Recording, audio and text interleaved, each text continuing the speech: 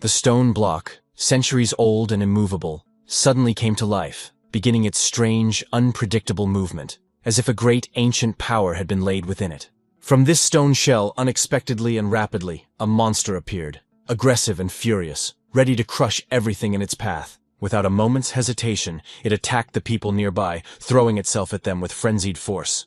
The main hunter who stood in its way was our hero, standing with his shield, ready to fight back, although he was not sure of the outcome of the battle. However, his shield, though sturdy, could not withstand the blow and instantly shattered, leaving the hunter defenseless in the depths of the Margoyle dungeon.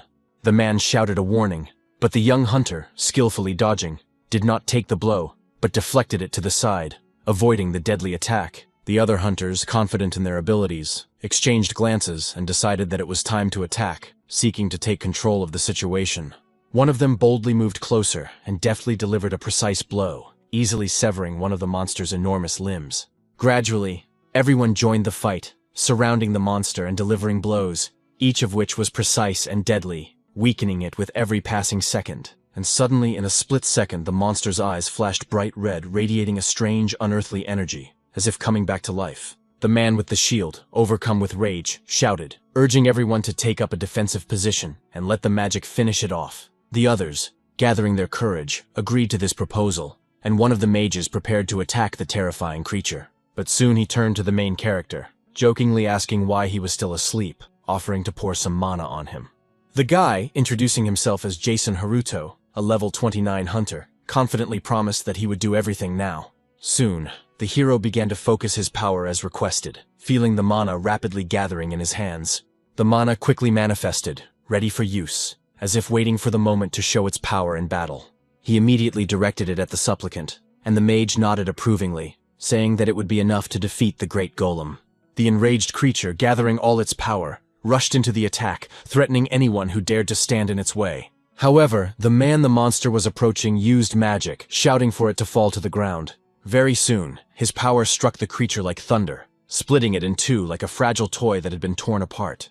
Finally, the battle was over, and the heroes could rest, allowing themselves to relax after the intense fight. A man approached Jason, stating that, as always, he was of no help, and offered to help sort through the loot. Someone pointed out that he was dealing damage and shouldn't be in the rear, to which they replied that his skills were rubbish, but he regenerated mana endlessly. The interlocutor asked curiously how it was possible to regenerate mana endlessly, as it seemed unimaginable.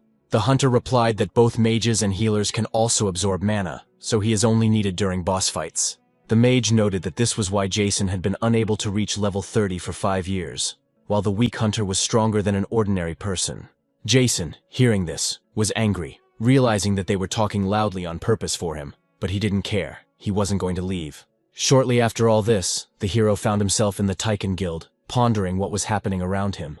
He wondered what it meant, whether he, as a hunter, had been transferred to the guild's production department. The man replied that no one wanted to take him to the dungeon because he was only level 29, and they wouldn't let him go alone. Of all his skills, Jason only had mana regeneration left, and he shouted that his mana was useful to many and that he was close to reaching level 30.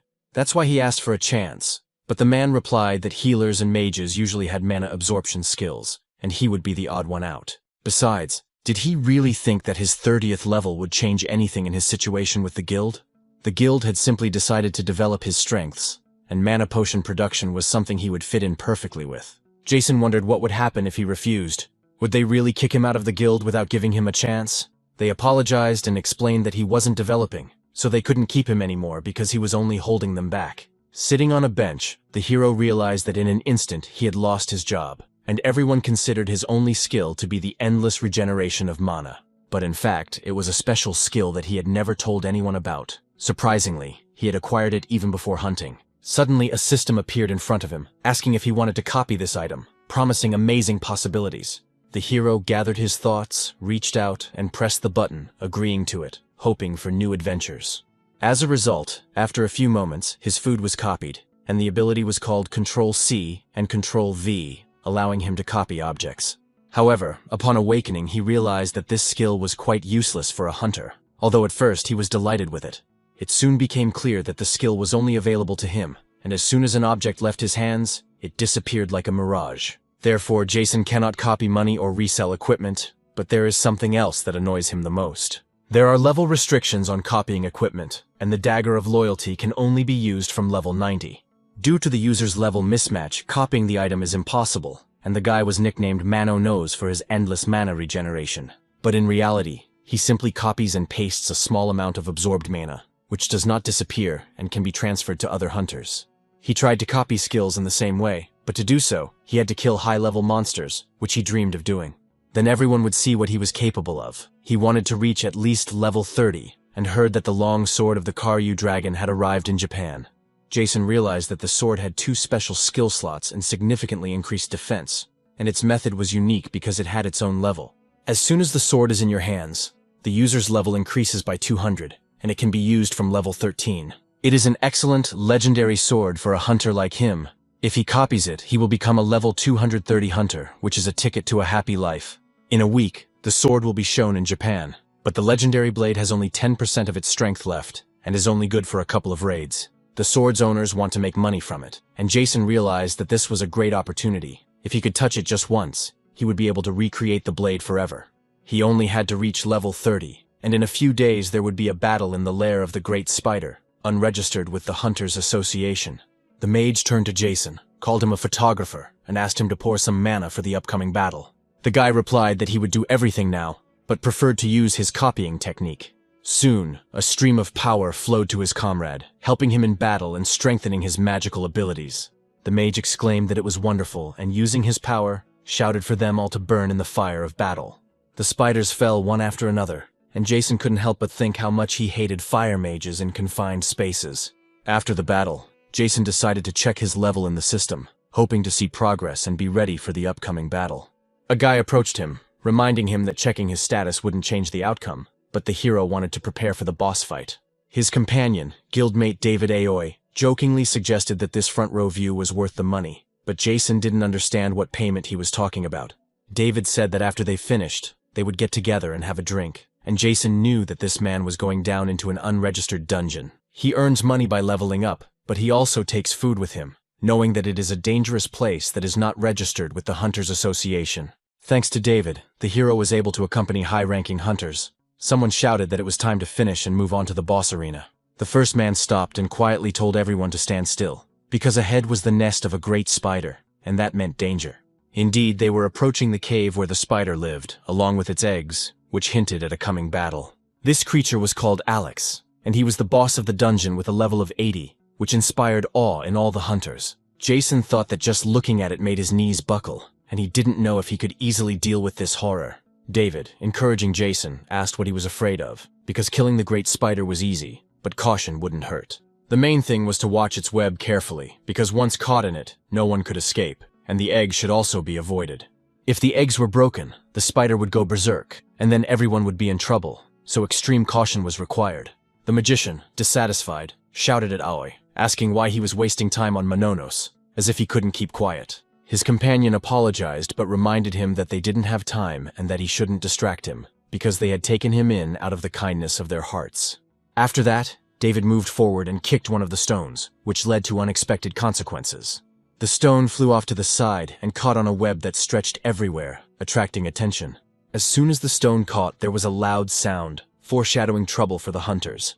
Soon, the mistress of the dungeon realized that there were uninvited guests here, and this angered her. She immediately flew into a rage and rushed to attack the hunters, preparing for battle. The man with the shield shouted for him to be quiet, because his cries had awakened the spider. He had a shield, which allowed him to defend himself from the blow, but it was not enough. He counterattacked with his sword, demanding that she remove her hairy legs from him, fearing her attacks. At the same time, he reminded the others about her web and eggs, warning them of the possible danger. The other hunters understood and immediately rushed to attack from different sides, hoping to win.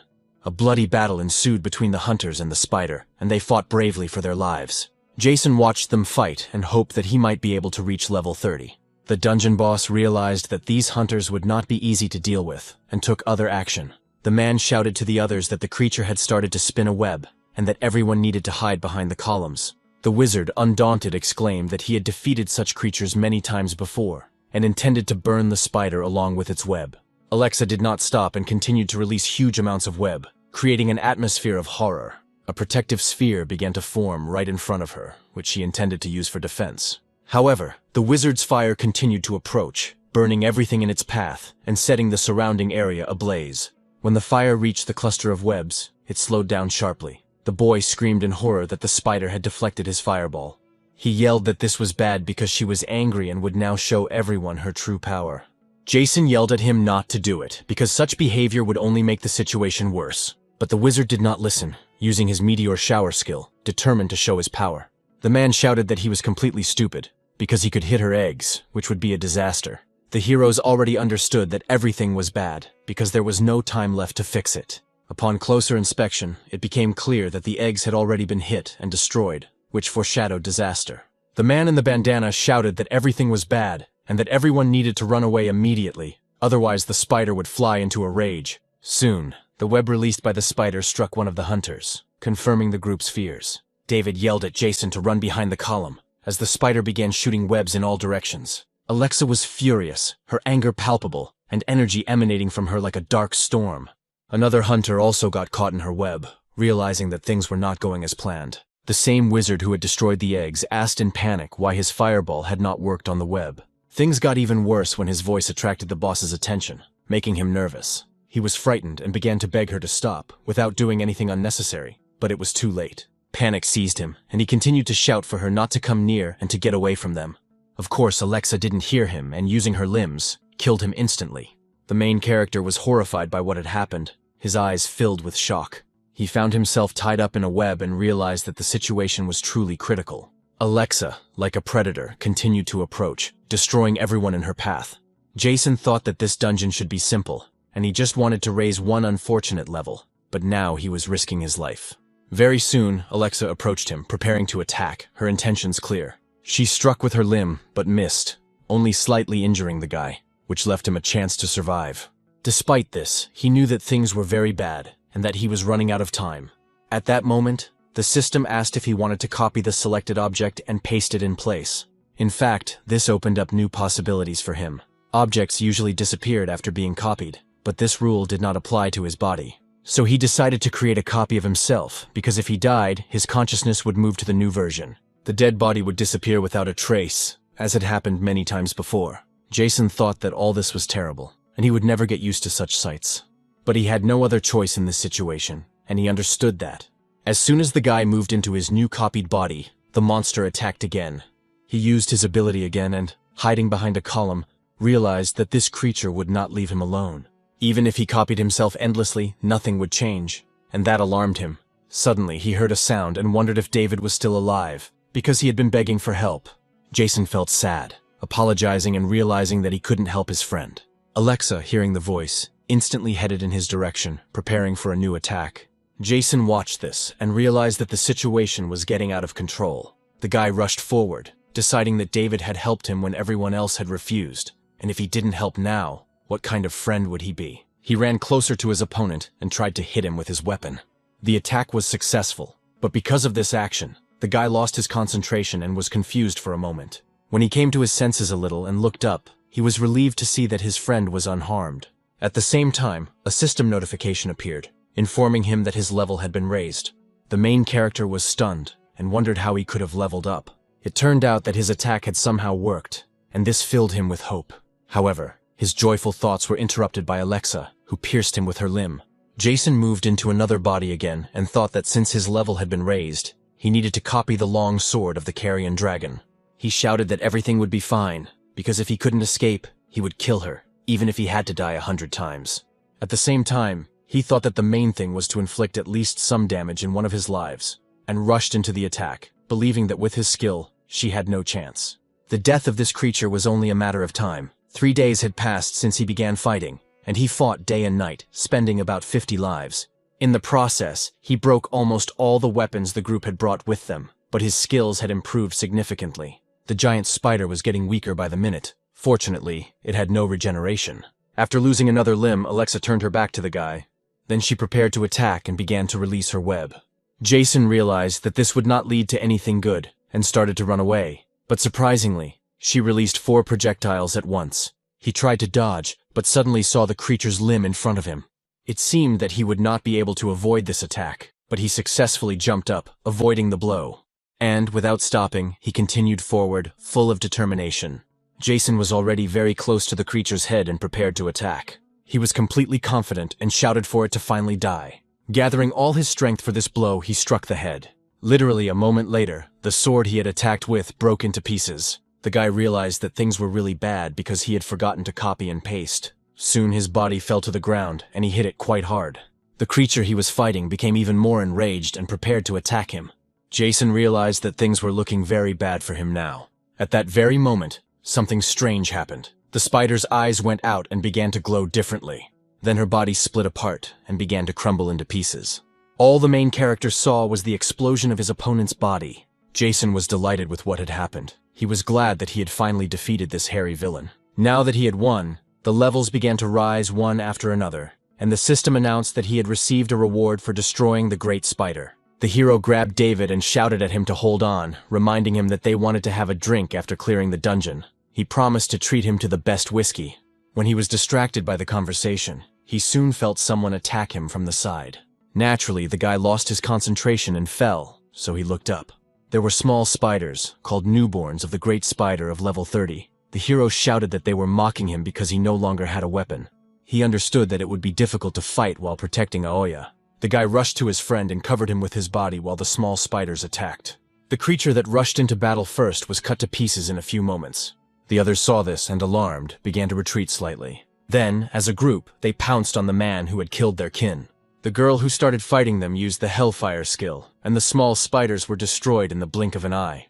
The main character realized that Hellfire was the highest spell of fire magic, and there were only a few magicians in the world who could freely control it. If the guy's memory serves him right, there is only one such mage in Japan. And now we are talking about a knight who uses witchcraft, and she ranks 5th in the Japanese hunter rankings. She interrupted the guy's thoughts and asked if they were the only survivors. Jason looked at her and said regretfully that it was true. Elizabeth noticed the dead people and realized that the great spider's offspring had appeared, which meant that the eggs had hatched, and she flew into a rage. It seemed that the high-level group had been completely destroyed. Could this man really have defeated the dungeon boss, and in the company of low-level hunters, which left many questions unanswered? Soon, the main character found himself at the Japanese Hunters Association. He was in interrogation room number 2 and said that if the girl hadn't come, everything could have ended badly, and he was truly grateful to her. The head of the underground department also expressed his gratitude. The girl replied that she had simply done her job and had a free moment. All the items and reports about the giant spider had been handed over, so she said that Jason could leave now. She thought it would be nice if she could leave too, but the guy noticed that a group of high-level adventurers had bought themselves a pass. It was an unregistered dungeon, and almost all of them had died there. So would they really just let them go? Her companion asked if he really wanted to stay, because dozens, even hundreds of adventurers died every day in unregistered dungeons. They sign a declaration of consent to this risk when entering and exiting, not to mention low-level hunters. They pay bribes for illegal participation in dungeons in order to level up, and the association simply turns a blind eye to this. The desire to become stronger is natural for any hunter, even if it is illegal, but it contributes to their growth. The girl also asked if there were any more questions. Jason said he had none. Everything had been explained to him clearly, and he was grateful for that. The girl said that payment for the giant spider items they had provided should arrive in a few days. The hero thanked her, refused, and added that she had already given everything to Aoi. A few moments after saying this, he immediately disappeared from the place.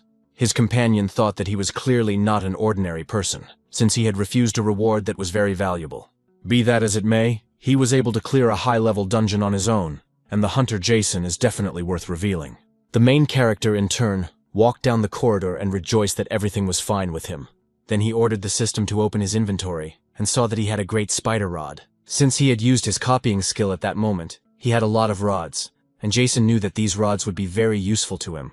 A few hours earlier, the system had informed him that he had received an item as a reward for destroying the great spider. The Great Spider Rod has the same effects as the Great Spider Web, exhibiting strong adhesive properties for a certain period of time when used. The available level for this ability was 40, and the hero didn't understand what it would look like, but from the description, it seemed like ordinary glue. All these deaths and all this work were for this nonsense. Perhaps it could be used as sticky tape against flies and mosquitoes, so he copied it just in case.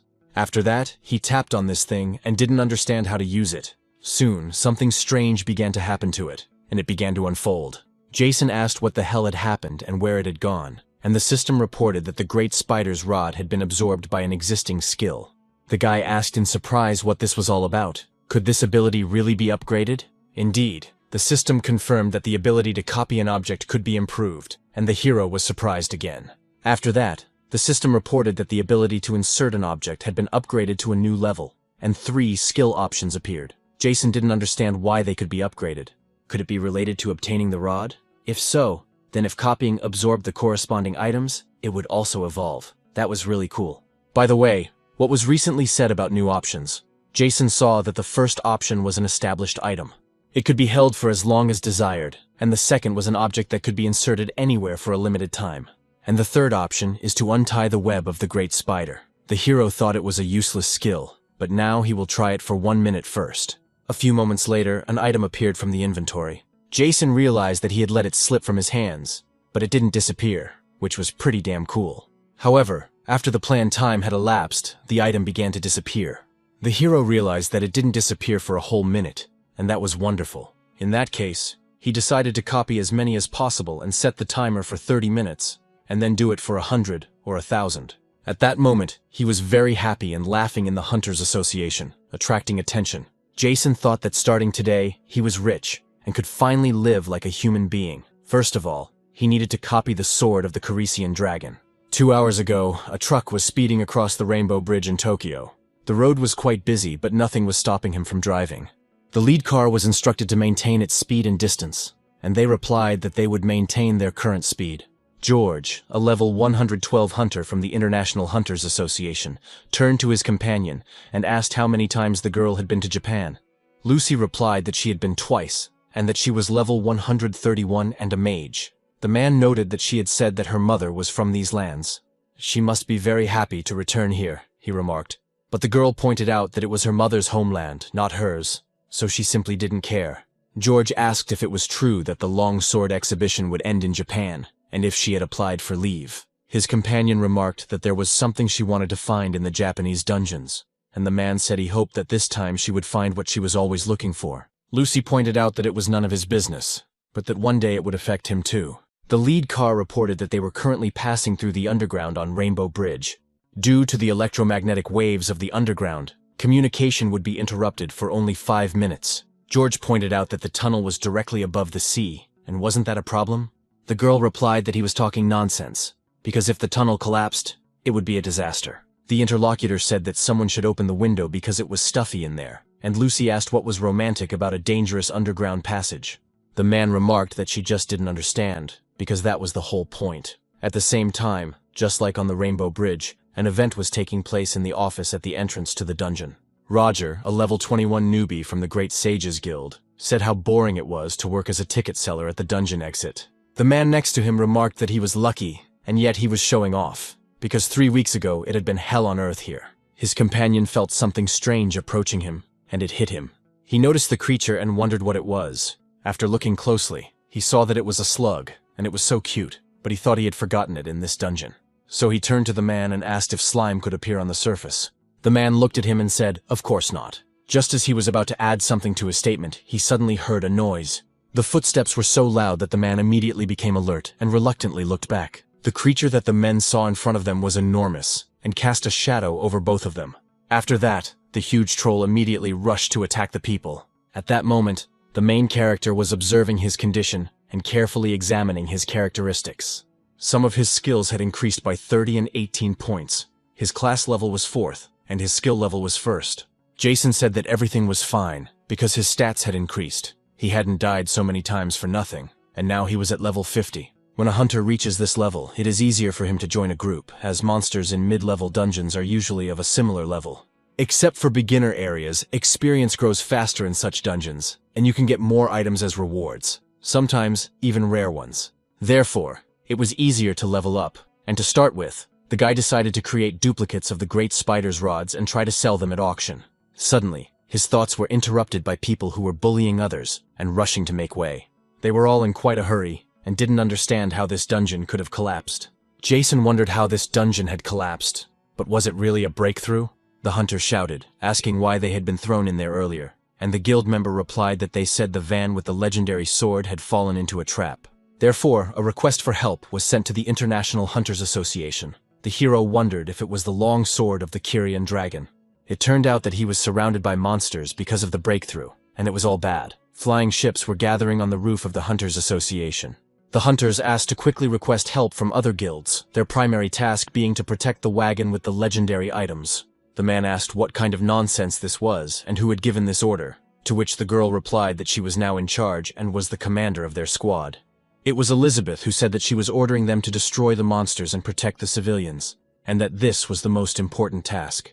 The situation was urgent, so all questions should be left for later. The subordinate said he had no questions. Suddenly, the girl looked to the side and saw a strange situation there. A guy was trying to break through to the roof and said that he wanted to do the same, so he asked them to move aside.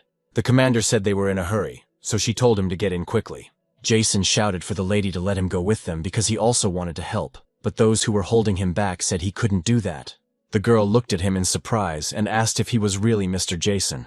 The hero said that he would go too, and if he couldn't fight the monsters, he could evacuate the citizens, because in such a situation, any help would be useful. The commander looked at him carefully, assessing the situation, and agreed. That is why the hunters' ships soon took to the sky and headed for the scene of the incident. Elizabeth said that he had managed to save his comrade in the dungeon and from the giant spider, and now he wanted to help evacuate civilians, which was commendable. Jason smiled and thought that, in fact, he was pursuing his own goals. The man asked if it wasn't strange that only 3 weeks had passed since the Rainbow Bridge breach had been closed. The commander noted that anything could happen in their world, including another dungeon breach, and no matter how many times it happened, they would go to the epicenter every time to prevent a repeat of the disaster that had occurred 15 years ago. After these words, those present covered their mouths, and everyone remembered what had happened then. The hero thought that he remembered these events as if they had happened yesterday. It was then that simultaneous dungeon breaches occurred around the world. They call what happened an international disaster, which occurs when not enough monsters are exterminated in the dungeon. In such cases, the dungeons become overcrowded and collapse, forming a breach, and then the monsters break out, attacking peaceful residents. It was in this very chaos that the main character's parents died. He has never told anyone about this, and no one would believe him anyway. But at that moment, a supernatural creature from another dimension appeared and gave him what seemed at the time to be a curse. Naturally, the boy was very frightened when this happened. The creature called it a gift and set a time limit of 20 years. Of course, the boy doesn't know if this means the duration of his abilities or his life, but the hourglass of the curse continues to run even now. Remembering what had happened, Jason also thought about his time limit. Thoughts also came to his mind that the creature had appeared during a great catastrophe. So when it reappears, another cataclysm will occur, and there are only 5 years left until then. The boy realized that he needed to develop his abilities, become the strongest hunter, and perhaps he would be able to prevent the catastrophe and lift the curse. But to do that, he desperately needed the blade of the Kyrian dragon. Meanwhile, explosions could be heard on the Rainbow Bridge. Peaceful residents abandoned their cars and began to flee from the monsters that had appeared from the breach. Naturally, hunters arrived at the scene and tried to fight them. The boy watched and thought that there were too few of them, and that they would not be able to protect all the civilians. At that moment, a goblin appeared behind him and tried to attack him, but the man noticed it and easily killed it, cutting it into several pieces. Although the attacks on him did not stop at that moment, because there were a huge number of monsters, and they attacked. Since the guy didn't have time to react to this attack, a man from the side helped him. He turned to the young man and told him not to count crows while fighting. The young man smiled in response and expressed his gratitude. The older hunter said that if he relaxed again, he shouldn't expect any help. Roger understood that he was not shy about expressing himself and called him a sidekick. However, it was the elder who saved him from the orc, and today was the second time he had come to his rescue. Therefore, the young man was determined to repay his debt. The man noticed that he seemed to have lost a lot of blood and was feeling nauseous. Roger asked, by the way, if there was any news about reinforcements, and his interlocutor replied that due to magnetic waves in the dungeon, they could not contact them. But they surely already know about the situation and are heading there, so people should run to the beginning of the bridge. In that case, they would meet up with reinforcements faster, the guy asked. Really there? The senior replied, it doesn't matter. It's definitely better than dying here. That's why he should keep up and follow him. A huge monster attacked the van. This creature was level 190 and was called the Bear King. George asked the girl if she was sure everything would be okay, and Lucy replied that she understood his concern. But at the same time, she asked him not to worry too much, because her defensive magic was at the highest level, so even a level 400 bridge couldn't scratch it. At that very moment, the bridge they were standing on began to gradually collapse. Lucy said that things were bad, because even the strongest defensive magic couldn't protect them from this. Roger was also terrified and asked what the hell was going on. The association's ships were already very close and were preparing to land. Suddenly, one of the pilots looked ahead and immediately shouted to the commander that there was something ahead. This piqued the girl's interest, and she naturally looked in that direction. The guy started saying that it was the boss of the Rainbow Bridge dungeon, and his name was Quisha. Elizabeth was terrified when she saw him and shouted for everyone to prepare for impact. The huge monster opened its equally huge mouth and prepared to attack with magic. So, after a very short time, everything in the path of this beam was destroyed. The bridge in front of it collapsed under the pressure of this creature. Jason wondered if this thing had destroyed the bridge. This was bad, because he was counting on his long sword to be intact. The dungeon boss looked at the other ships in the sky and sensed a threat from them. So he opened his mouth again and prepared to attack them. A few moments later, a magical beam began to strike these ships, as well as the bridge. Therefore, the hunters, led by their commander, began to jump out of the damaged ship. Elizabeth landed and told everyone to listen to her, saying that they were changing their plan, and that all forces should focus on destroying Kishi. Everyone immediately agreed to this, but the girl wondered where Mr. Jason was. After that, she smiled sweetly and was sure that he was all right. Because right now, she had a strong feeling that he would not die just like that. She prepared to attack with her magic and immediately used Hellfire. It was directed at the dungeon boss. The hero realized that this was only the second time he had seen it, but it was truly impressive and would have to be copied later. Jason landed somewhere nearby and the system chose to untangle the great spider's web. The guy thought that his main task now was to copy the long sword of the Corisian dragon. A group of masked people moved forward, and the commander was told that Key's appearance was unexpected, and one wrong move could put them in danger too. The commander said that, on the contrary, this was advantageous, because the hunter, Elizabeth, and the others from the association would be busy for a while. Destroying the boss was a quick way to collapse the breakthrough. And during this time, they would not take the long sword of the Corisi dragon. They should move quietly so as not to encounter monsters. The main character moved forward, and saw that there were many dead monsters there, obviously the work of hunters. The only problem was that these creatures usually acted in secret, and he had a bad feeling about it. Suddenly, he heard a man shouting at him to run away immediately. Roger continued to fight these wolves and said that he would not run away because he could handle such monsters. The older man was wounded and told him to listen to him, because he needed to run, otherwise they would both be dead. His companion asked how he could abandon him. Jason thought that these were hunters who controlled the entrance to the dungeon, and one of them was wounded. He decided that he couldn't get distracted and needed to focus on his goal, and that they would manage somehow on their own. The man shouted to his companion that he didn't know. Why were these low-ranking dogs in such a difficult dungeon when they gathered in packs, their power equivalent to that of high-level creatures? And if he saw several such creatures, then everything was already very bad, and all because there were so many of them in that case. These were nasty level 15 monster wolves. They were usually low-level, but they gathered in packs of 20 or 30. Roger was determined to fight and said he didn't care. All this was because the Elder had received all these wounds because of him, and now it was his turn to protect him. When the main character heard this, he immediately stopped and turned his attention there. Then he thought about how he had saved David, and asked him to hold on, because they needed to get out of there. The monsters began to close in, sensing the smell of their prey. The bravest of them immediately rushed to attack the man with the weapon. But of course, the guy noticed the attack and easily cut off its head. Next, a monster that had been standing aside and saw the open area attacked. Roger also noticed this attack, so he used his weapon to block it. Then he did a little pirouette and plunged his blade into the monster's neck. Now the man attacked the monster behind him. The guy felt this attack and realized that he would not be able to dodge it in time. At the same time, the main character came to his aid and pushed the animal away with his shoulder. It turned out to be a pretty strong attack, and the wolf was killed. Jason turned to the stranger and asked if he was all right. The stranger said that he was fine, but not for long, because there were still many of them there. Indeed, the creatures kept coming and coming. Roger thanked him for his help and told him to run away quickly. All this because even high-level hunters would not be able to cope with such a huge pack. The main character stood in front and smiled, saying that it was great. Roger asked in surprise what he was carrying. Jason took advantage of the system and decided to put them up for auction a little later.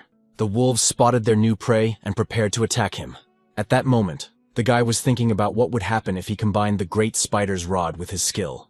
He had always been curious about how effective it would be against a large group of monsters. Roger saw several creatures rush at the guy and thought they had already torn him to pieces. But it wasn't that simple, because the system said that the Great Spider's rod had been used with the second skill option. Only because of this did a large amount of web appear, enveloping everything around. The wolves that attacked the hero were bound and could not move. All this happened to new victims who were dragged somewhere. During this experimental action, the all waves were bound together. The system informed Jason that the level had been raised, and he noticed that simple binding did not provide a significant level increase.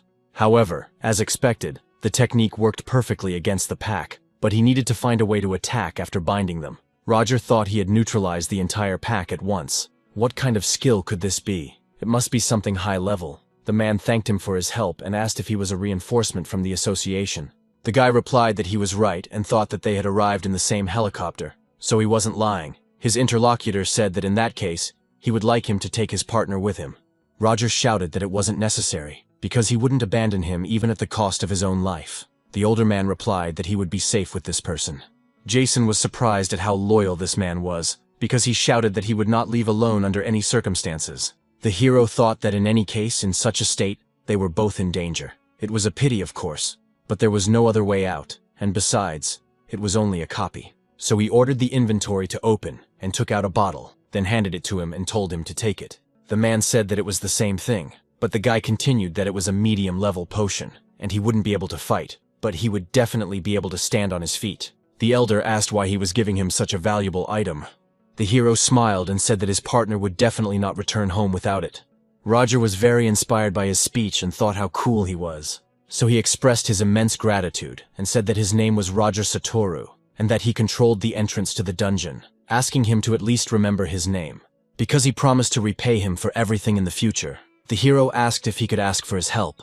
He was looking for the International Hunters Association van and wondered if they could tell him where it was, because he was simply directionally challenged. The guy was surprised by what he heard and asked if a hunter really couldn't find his way around. At about the same time, the King of Bears continued to rage and destroy everything around him. But after Lucy used her magic on him, he immediately fell to the ground. George asked if she had simply put him to sleep, even though he was a hunter, and that he was a pacifist, which was impressive. At the same time, a metal ball flew towards them, but it was cut into several pieces. This was because the man had noticed it, and easily destroyed the rest of the weapons. Then he smiled and said that he knew someone would take advantage of the chaos to steal the sword. So did they really think they were the first to think of it? And after that, he asked these cowards to come out, and the girl saw who it was, and was very surprised. The leader of these people came out and said that their insight was simply impressive, and in that case, they would see what these people were capable of. Immediately after saying this, he rushed into the attack. The first to take the blow was George, who easily blocked the attack with his sword. When he did so, he said that they should not be underestimated, for they were the escorts of a legendary weapon. Therefore, they should not think that it would be so easy to deal with them. His opponent then began to run away, and the man shouted for him to stop and chased after him. Lucy realized it was a trap and shouted at him not to run there, but it was already too late, because the man felt that something was wrong with his body. He immediately fell to his knees and blood gushed from his mouth. His ally was worried about him and ran closer, but the man did not understand what was happening to him. Lucy shouted that they had sprayed a poison that causes damage and blocks mana absorption for a while, so if he continued to fight, it would kill him. The captain of the attackers said that this mage had good intuition, that they had underestimated them, and that this was just their usual way of working. Her companion noted that it was still a common practice to use poison against people, despite the association's ban. If that was the case, then fine. She would make them regret what they had done 100 times over, maybe even 1,000. The enemy wizard used fire and said that since the mage was unable to use mana, she was going to do it, and that she should stop singing her praises and just let her die. But the long sword would definitely belong to them, because at the moment when the man tried to attack her, his head flew off his shoulders. The attackers did not understand what was happening, and saw the animal rise. In addition to the bears, the same time came to its senses, and prepared to attack these people. Due to its enormous size and ferocity, they could do nothing against it, and therefore fell victim. The animal knocked its opponents off their feet and threw them in different directions. Then, showing them no mercy, it finished them off with its own huge limbs. The enemy captain realized that it was the girl who had done this and shouted that she was a scoundrel. It turned out that the bear was not dead, and she had only put it to sleep, so they had to retreat. The rest were already dead and torn to pieces, and the animal headed towards the other people, and the girl realized that now it was their turn. George wondered if she would just try to put it to sleep again. His companion asked if he had forgotten that she couldn't absorb mana right now, and her comrade said he knew that her pacifism would one day turn against them. It seemed that his bet had finally paid off today. The girl replied that this was indeed the case, but he didn't have to die because of his own fault. Immediately after these words, she moved forward to fight. Several magic circles appeared in her hands, which she intended to use to attack. Her partner noticed what was happening and asked what she was doing, but Lucy, in turn, did not stop and continued to run straight towards her opponent. Of course, due to the use of mana, her body was negatively affected by poison. As she had expected, absorbing mana completely blocked her abilities. The Bear King saw that his prey was heading straight for him and immediately tried to attack her. Lucy realized that there was nothing she could do, so she mentally changed in front of her partner. But what she saw before her eyes stunned her, because the hero used his skill. A web appeared in front of the bear and began to spread around. It also touched the bear's huge limbs, clinging to them. Soon, its body was almost completely enveloped in the web, which bound it. The creature couldn't understand what was happening and screamed loudly, but nothing could be done about it, and soon it fell to the ground. After what happened to it, the main character approached it and stopped near its snout. Roger said that it was just wonderful, because he had caught the king of bears in one fell swoop, and that was impressive. The hero thought that he himself was in shock, because he did not think he would succeed. The boy called Jason Sr. again and said that he was really cool. Jason asked why he called him that, since they were almost the same age.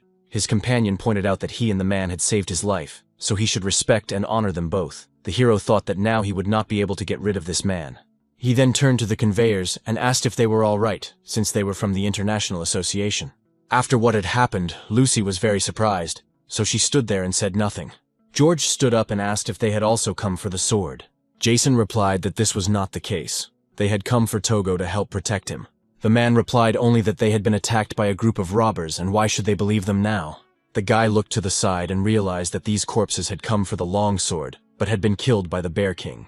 But now it was unclear what to do because it seemed like he was about to attack. The man stood there with a very suspicious look on his face, staring intently at these people. Roger shouted, "Is this how you thank your saviors?" He risked his life for them, and they call him a robber. This man is a hunter from the Japanese Association. He and his senior were the controllers of this dungeon, and the hero thought he had arrived just in time.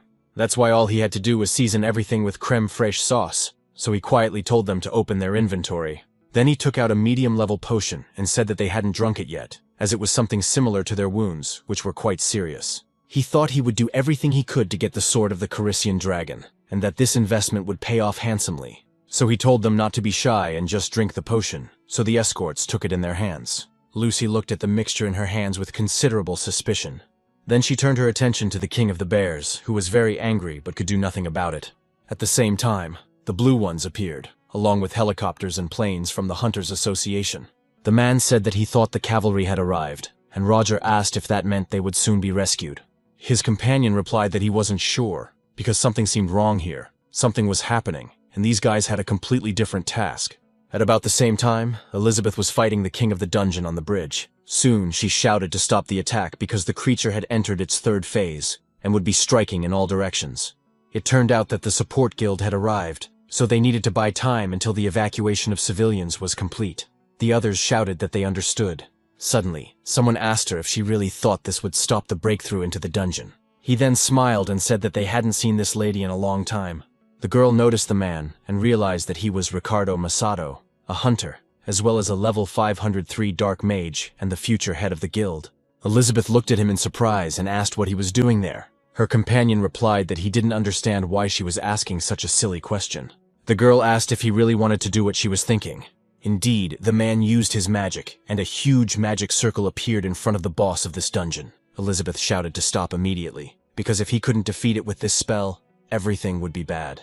Ricardo said that worrying about such trifles would get him nowhere. Last time, when sealing the dungeon on the Rainbow Bridge, there was an association, and she was there too. Together they had done almost everything, and this time he would not stand aside, so this was his prey, and he would take everything for himself, so he used the dark lightning skill. The girl realized what was about to happen, so she shouted to everyone else to run away from there immediately.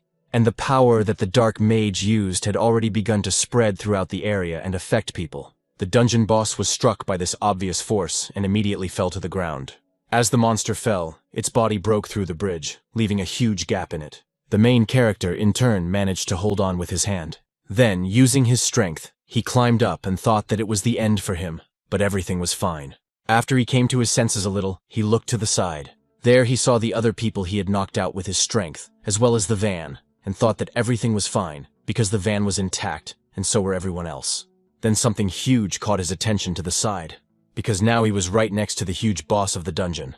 Jason was very surprised when he realized that it was Keisha. It was unclear how he got there. Was he dead, or had he been captured? At the same time, a dark mage appeared and said, "Are there really any survivors here?" It seemed that this man was a low-level hunter, which was commendable.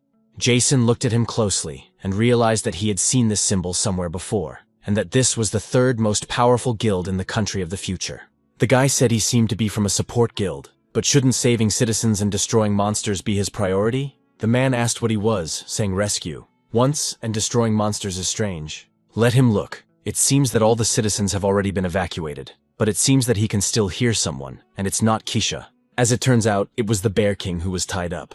Ricardo touched the web and asked what it was, wondering if it was the web of a giant spider, not even knowing that it could be used that way. At that very moment, the web that bound the huge creature began to crumble. The King of Bears was destroyed with just one touch from the Dark Mage, and the hero realized that he had broken the web with a snap of his fingers. And it, in turn, was able to hold back a level 200 monster and a 25-ton truck, and even turned the bear into mincemeat. Could it be that the boss of the Rainbow Bridge dungeon was also his doing? The hero immediately turned his attention to his system, because he saw some messages. There, in turn, it said that several dozen levels had been raised, and the system also reported that it was not possible to obtain an item for defeating the Bear King. Ricardo asked what else it was. Was it the sound of a level increase? Was it for the weak monster he had caught? He apologized because it seemed that he had stolen his prey, the spiderweb, and he didn't think that the bear cub was his doing, so he accidentally delivered the final blow and took the reward. Then he threw it away and said to keep the Bear King's claws for himself. He didn't need them, so let them take them, because they didn't like to take what belonged to others. The main character looked at him coldly and then said to listen carefully. But suddenly Elizabeth appeared and asked if it was really Mr. Jason, and the guy also noticed her. The girl immediately thought about how everything would turn out the way she had imagined. Ricardo asked if they knew each other, which meant that he was also from the association, and now he understood why he didn't like him at first. Elizabeth asked what had happened, and the guy replied that it was nothing special. Then she noticed that the support team was evacuating citizens. Let the guy go with them, because if Keisha wakes up, he'll start rampaging. The hero asked if there was a way to kill him. His companion sadly said that, unfortunately, this was impossible, understanding that monster bosses activate rage when their health falls below 33%. Or else, an area attack happens instantly. In both cases, they attack in different directions, and weak mini-bosses usually only activate rage. This requires less concentration without the need to divide the battle into phases. But such strong bosses have a very large amount of health, and activate 2 attacks. Therefore, their fight is divided into phases. In the third phase, Keisha, sensing a threat to his life, carries out large-scale destructive attacks capable of destroying everything around him. He is currently in the third phase and protects himself with a barrier, absorbing mana from the environment at this time, making any attacks useless. Elizabeth shouted that everything was bad because he woke up earlier than they expected. The man said it was just in time before he started unleashing massive attacks. So, he was going to turn him into a pile of rewards after using his abilities. The girl told Jason that she believed he would be able to get out alive this time, and Ricardo noted that it was unlikely that such a weakling would survive this battle. In any case, if she's lying, I should blame them for the higher mortality rate of low-ranking hunters than in traffic accidents. When the guild leader said this, he immediately rushed into the attack, using his powers. The hero picked up the reward for the Bear King and realized that it was the future guild leader.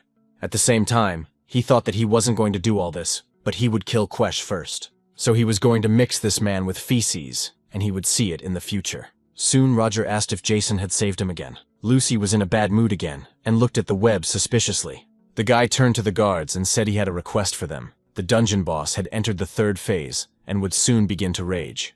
With his attack, there would be nothing left standing here. That's why it would be difficult to find the van and the longsword they had brought with them. So the main character is going to kill Keisha, but to do that, he needs the longsword of the Carizian dragon. In the end, the guy will return it immediately after defeating the monster. George shouted, wondering if he would have enough strength to take down an entire dragon.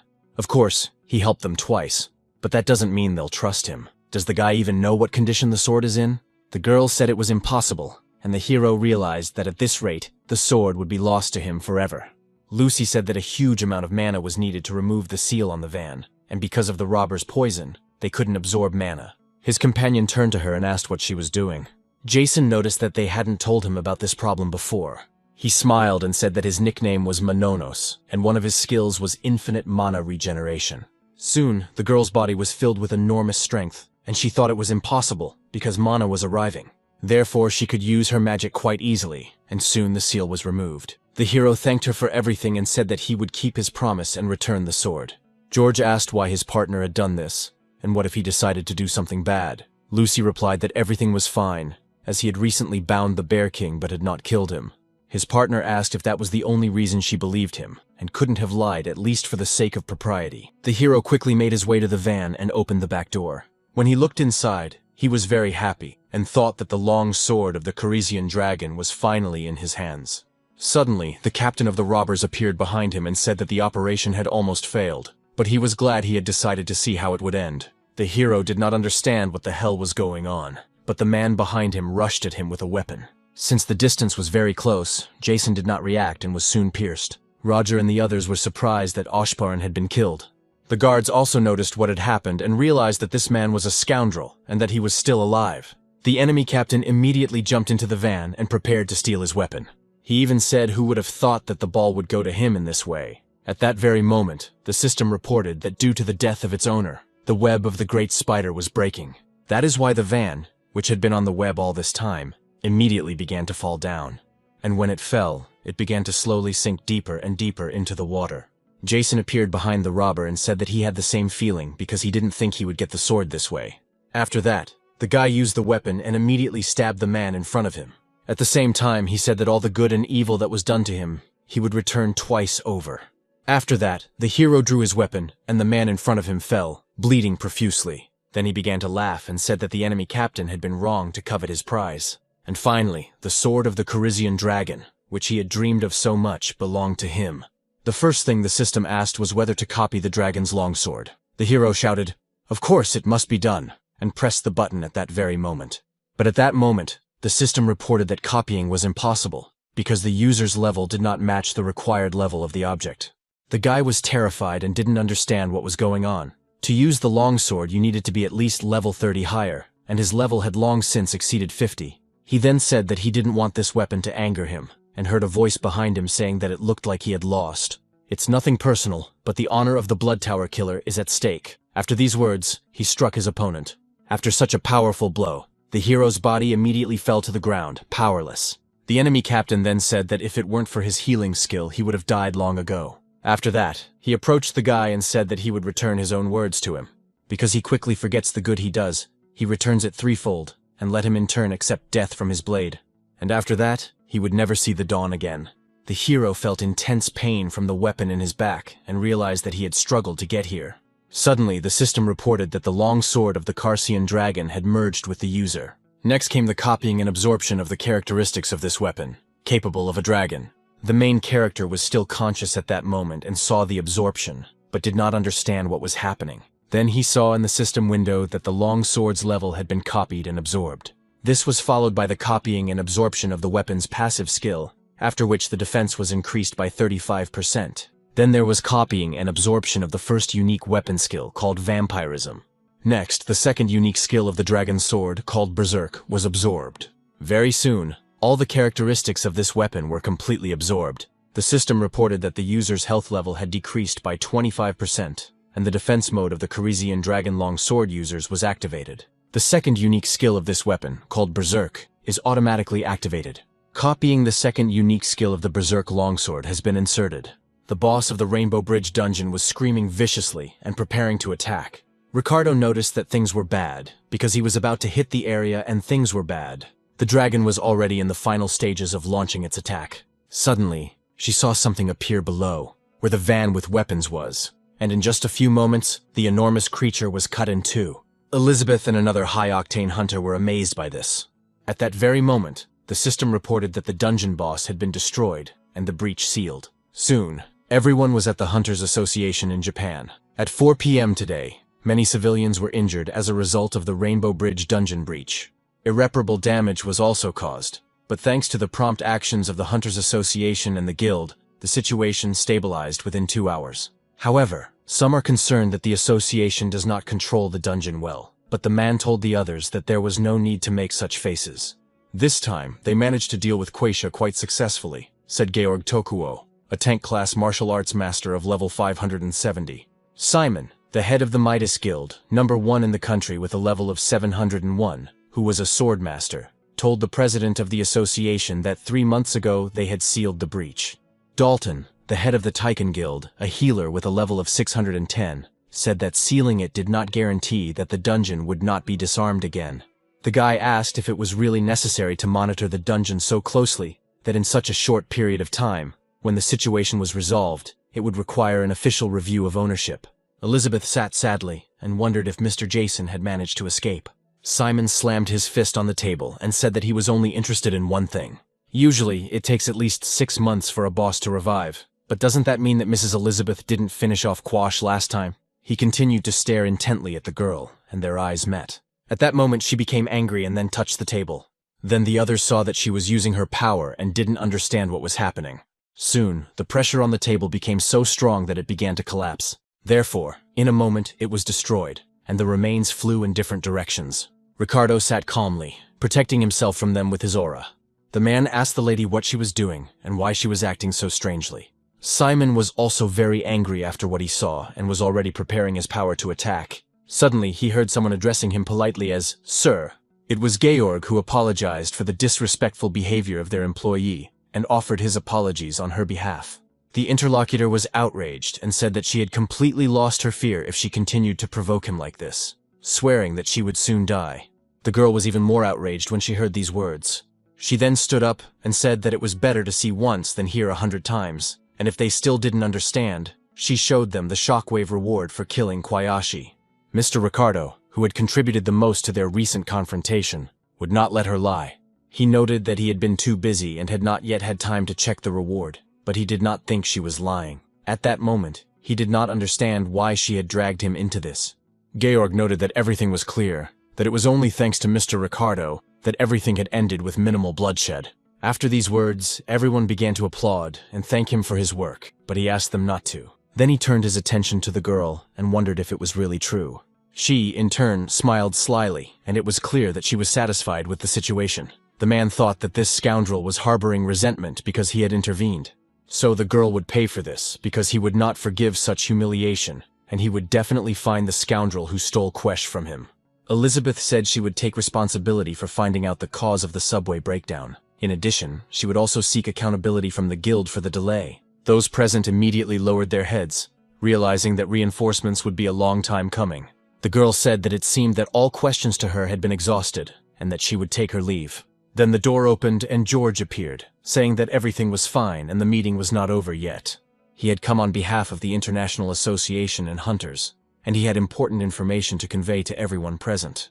Due to a recent break-in, the world's only long sword of the Karisi dragon had been stolen during transport. The sword was on its way to an exhibition in Japan, and everyone was asked to actively participate in the search.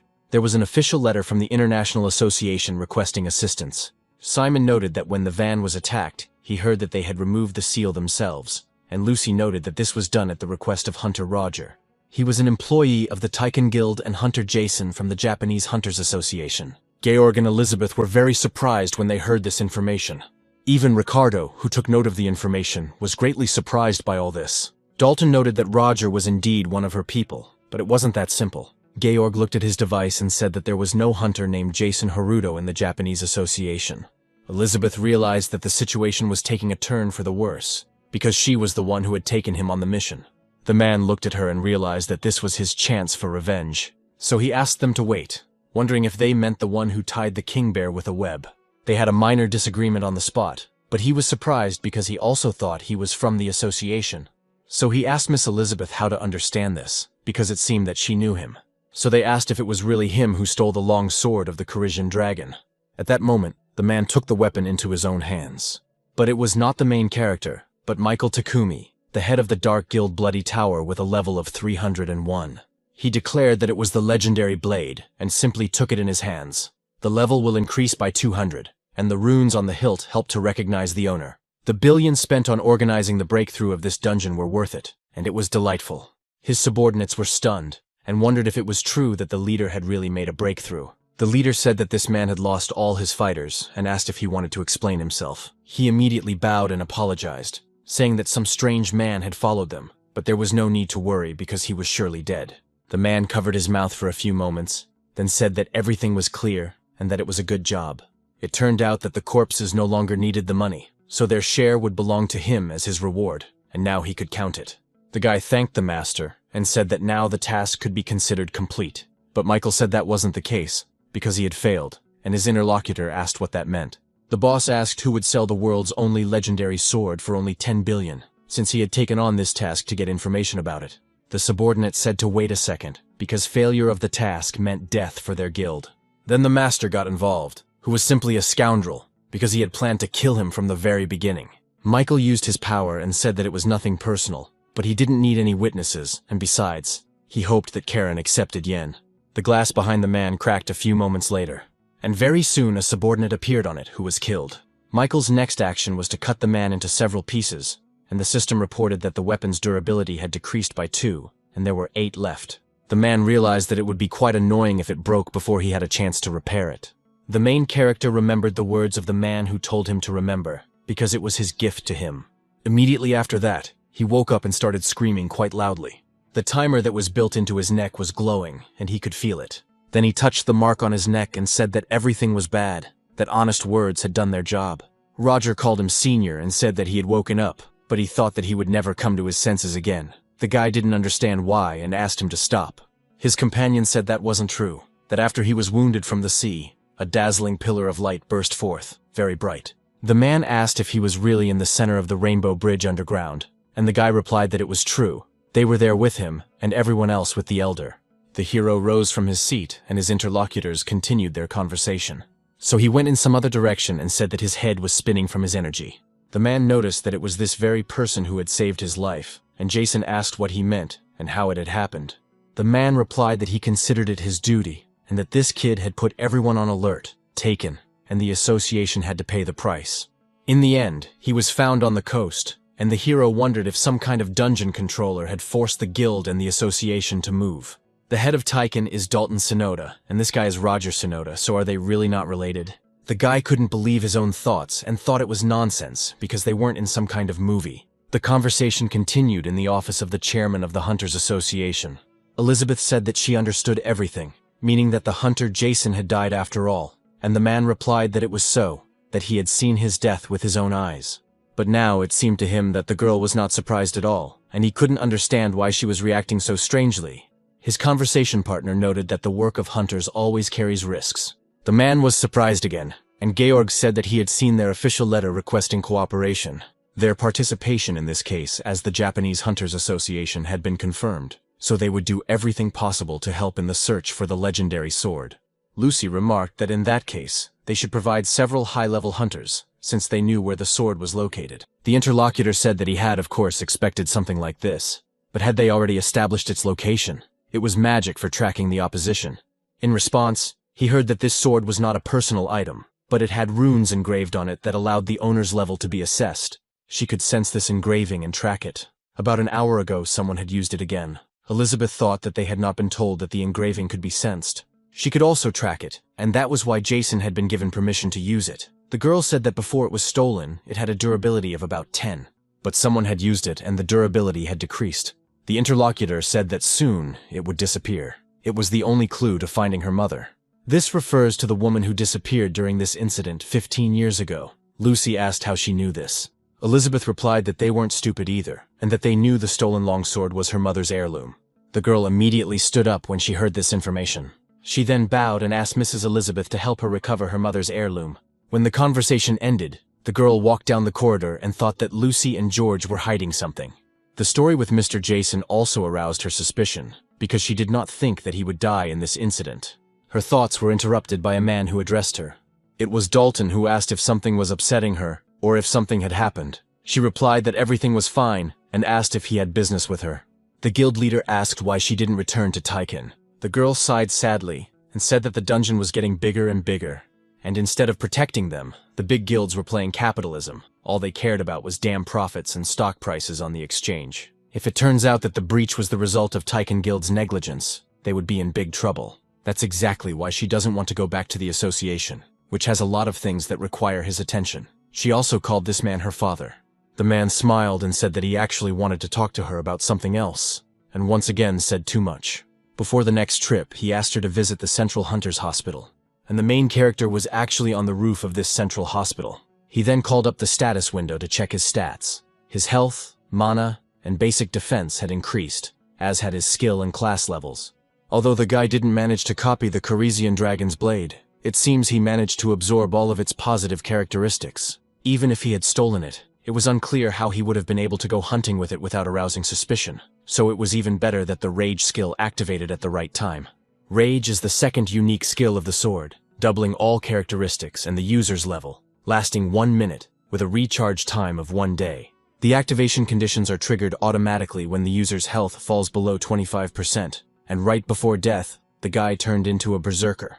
It was terribly painful, but thanks to this he managed to tear apart Kuesh, whose level exceeds 400. Soon, the system reported that the monster had been killed, and a reward had been received for its destruction, and the system also absorbed the shockwave by copying it.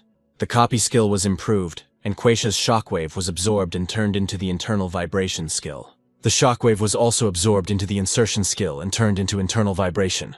The Great Spider's web drips water at level 2, so when the web is used, the unique wave and vampirism are activated simultaneously. While all this was happening, the main character continued to sink deeper and deeper into the water. Jason thought that the copying skill had evolved, and now it was possible to absorb even drain abilities, so that was just awesome. He had just tried using the internal vibration skill, and it was really cool. Plus, he was now at level 276. In the end, all he had to do was find the one who wounded him and get the legendary weapon. Suddenly, he heard a voice asking why she was hitting him. The guy didn't understand what had happened, but it piqued his interest. It was Elizabeth, who said that she had warned him that if it was dangerous, he should immediately drop and run. Jason understood, and thought that she could be so harsh. He wondered who was so unlucky and what she needed in this hospital. Roger called her a little sister and said that it was her own fault for not being able to seal the dungeon completely. She asked if he was really a fool. The hero was horrified and thought, what other sister? Although it was true, because they were both synods. Then he remembered his interlocutor, who said that they had raised the guild and the association, so they had a hard time. The guy thought it was just a coincidence, but could they really be brother and sister? The girl asked if Mr. Jason was also okay and where he was now, but the interlocutor said he didn't know. The hero realized that they were looking for him, but did they find out that he pretended to be a hunter of the association in order to steal weapons? This was bad. He couldn't let them find him. In that case, he had to get to the legendary blade first. And just as he was about to run away from this place, he bumped into someone. It turned out to be George, who said that he had survived after all. Then he looked at the boy quite angrily and called him a thief of legendary swords. The boy was stunned when he saw this man and realized that he had been caught. Without hesitation, the man grabbed him by his clothes and called him a scoundrel. Then he hit him hard against the wall and told him to tell him where the sword was, because if he didn't, he would smash him into the wall. Jason tried to say, "Wait a second, this is a misunderstanding." The guard asked what misunderstanding had killed him, but now he looked perfectly healthy. So was he really in cahoots with those people? The main character realized that the situation was such that the guard didn't want to listen to him at all, and things were looking bad. George immediately used his power and took out his sword. Then Lucy yelled at him, asking why he had drawn his weapon in the hospital, and he told her not to worry, because he wasn't going to use it. It's just that if he doesn't make this liar come true, he won't be able to calm down. The main character thought that he really didn't want to resort to this, but there was nothing he could do, and his inner vibration ability was activated. The blade was already heading towards the guy, and he also reached out to him with his hand, but before the blade could even touch him, it began to fall apart. George saw what had happened and was shocked that his weapon had been destroyed. Roger and Elizabeth also approached, looking surprised. The girl carefully examined what had happened and wondered if it was really a shockwave from Keish, but it was unclear where it had come from in Jason.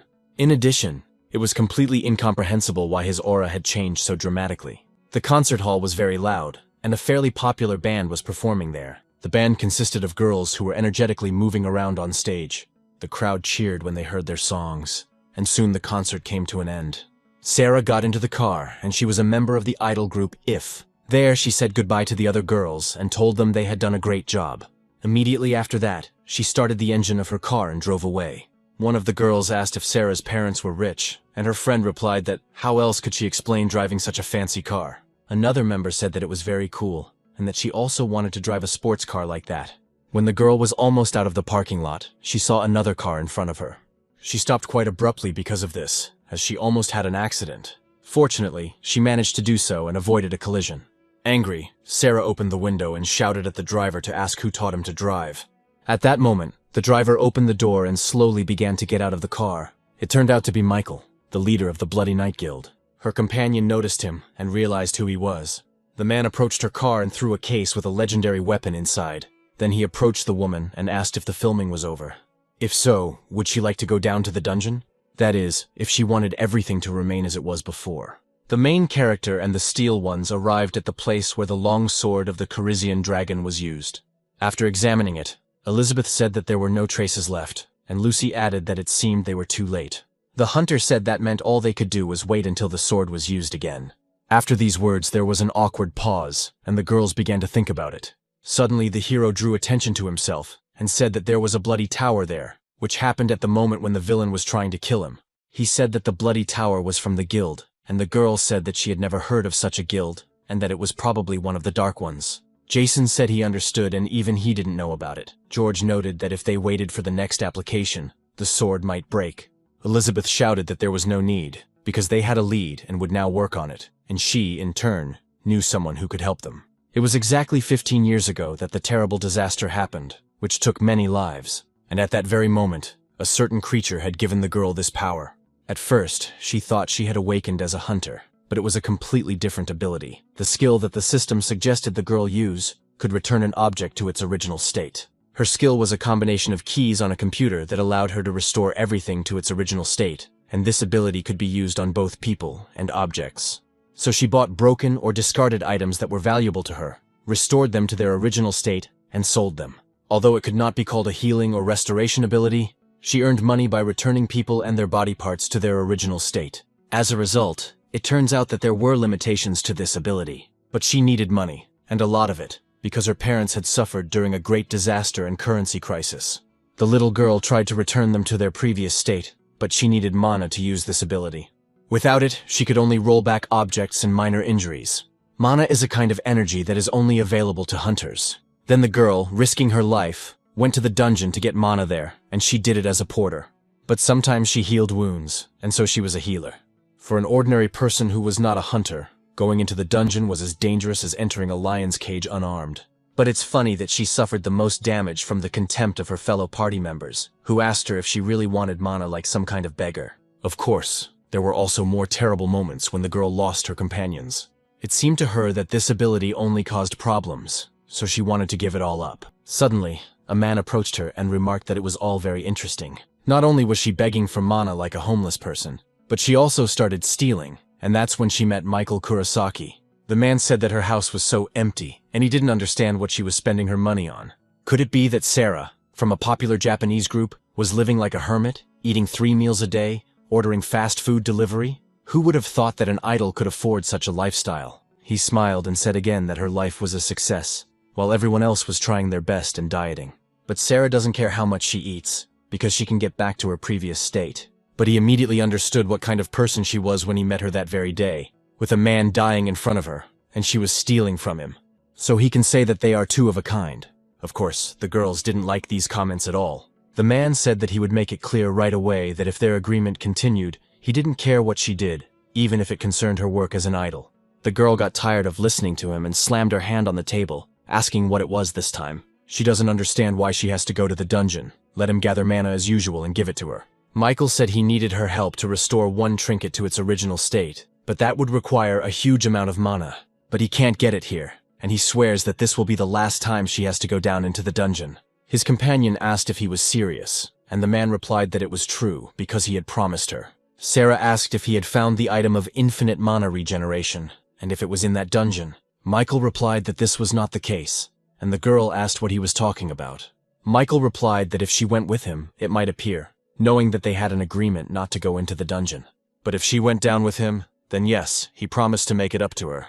The hero was in the Belgium of the future and noticed that if they were talking about an informant, It must be Mr. Ricardo. He was the head of that very guild who constantly complained that everyone around him was getting in his way. The girl replied that he was right.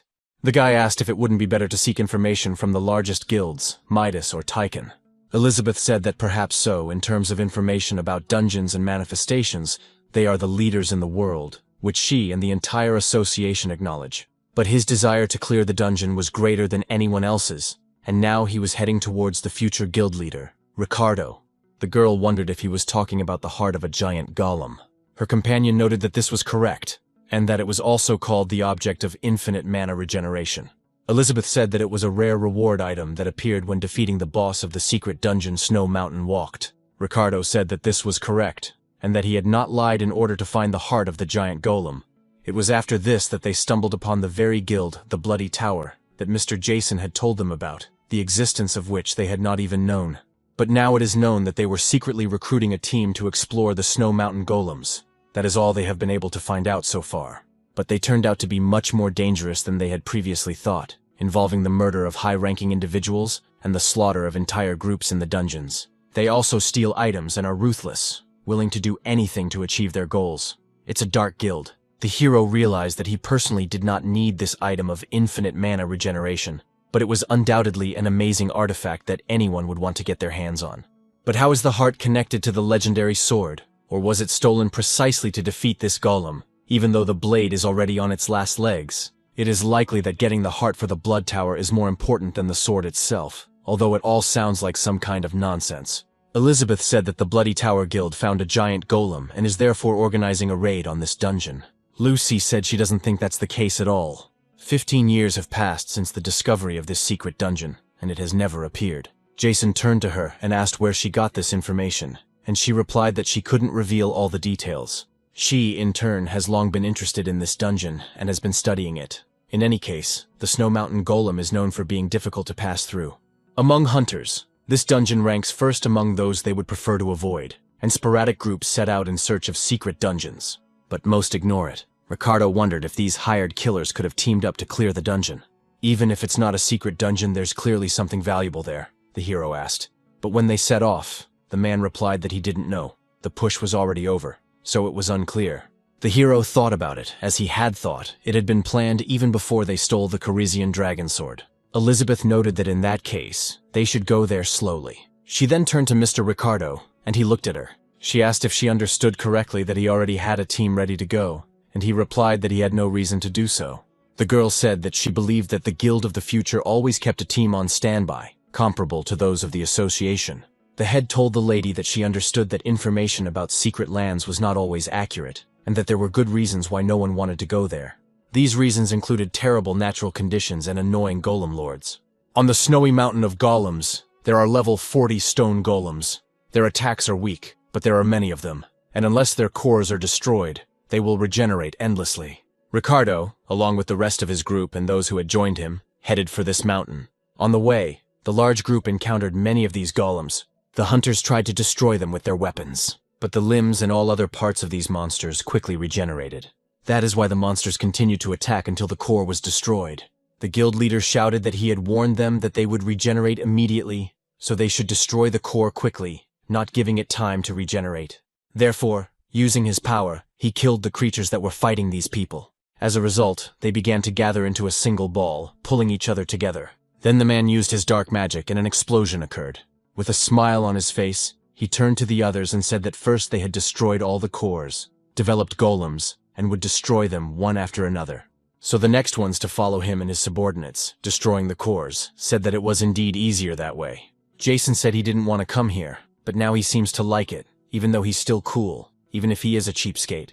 Lucy said that as soon as they entered the snow-covered mountains of golems, they needed to destroy as many of these golems as possible. The hero noticed that this meant they should get involved in any fight, and that this was some kind of special condition. The girl replied that this was correct, that it was one of the conditions for the appearance of the intermediate boss.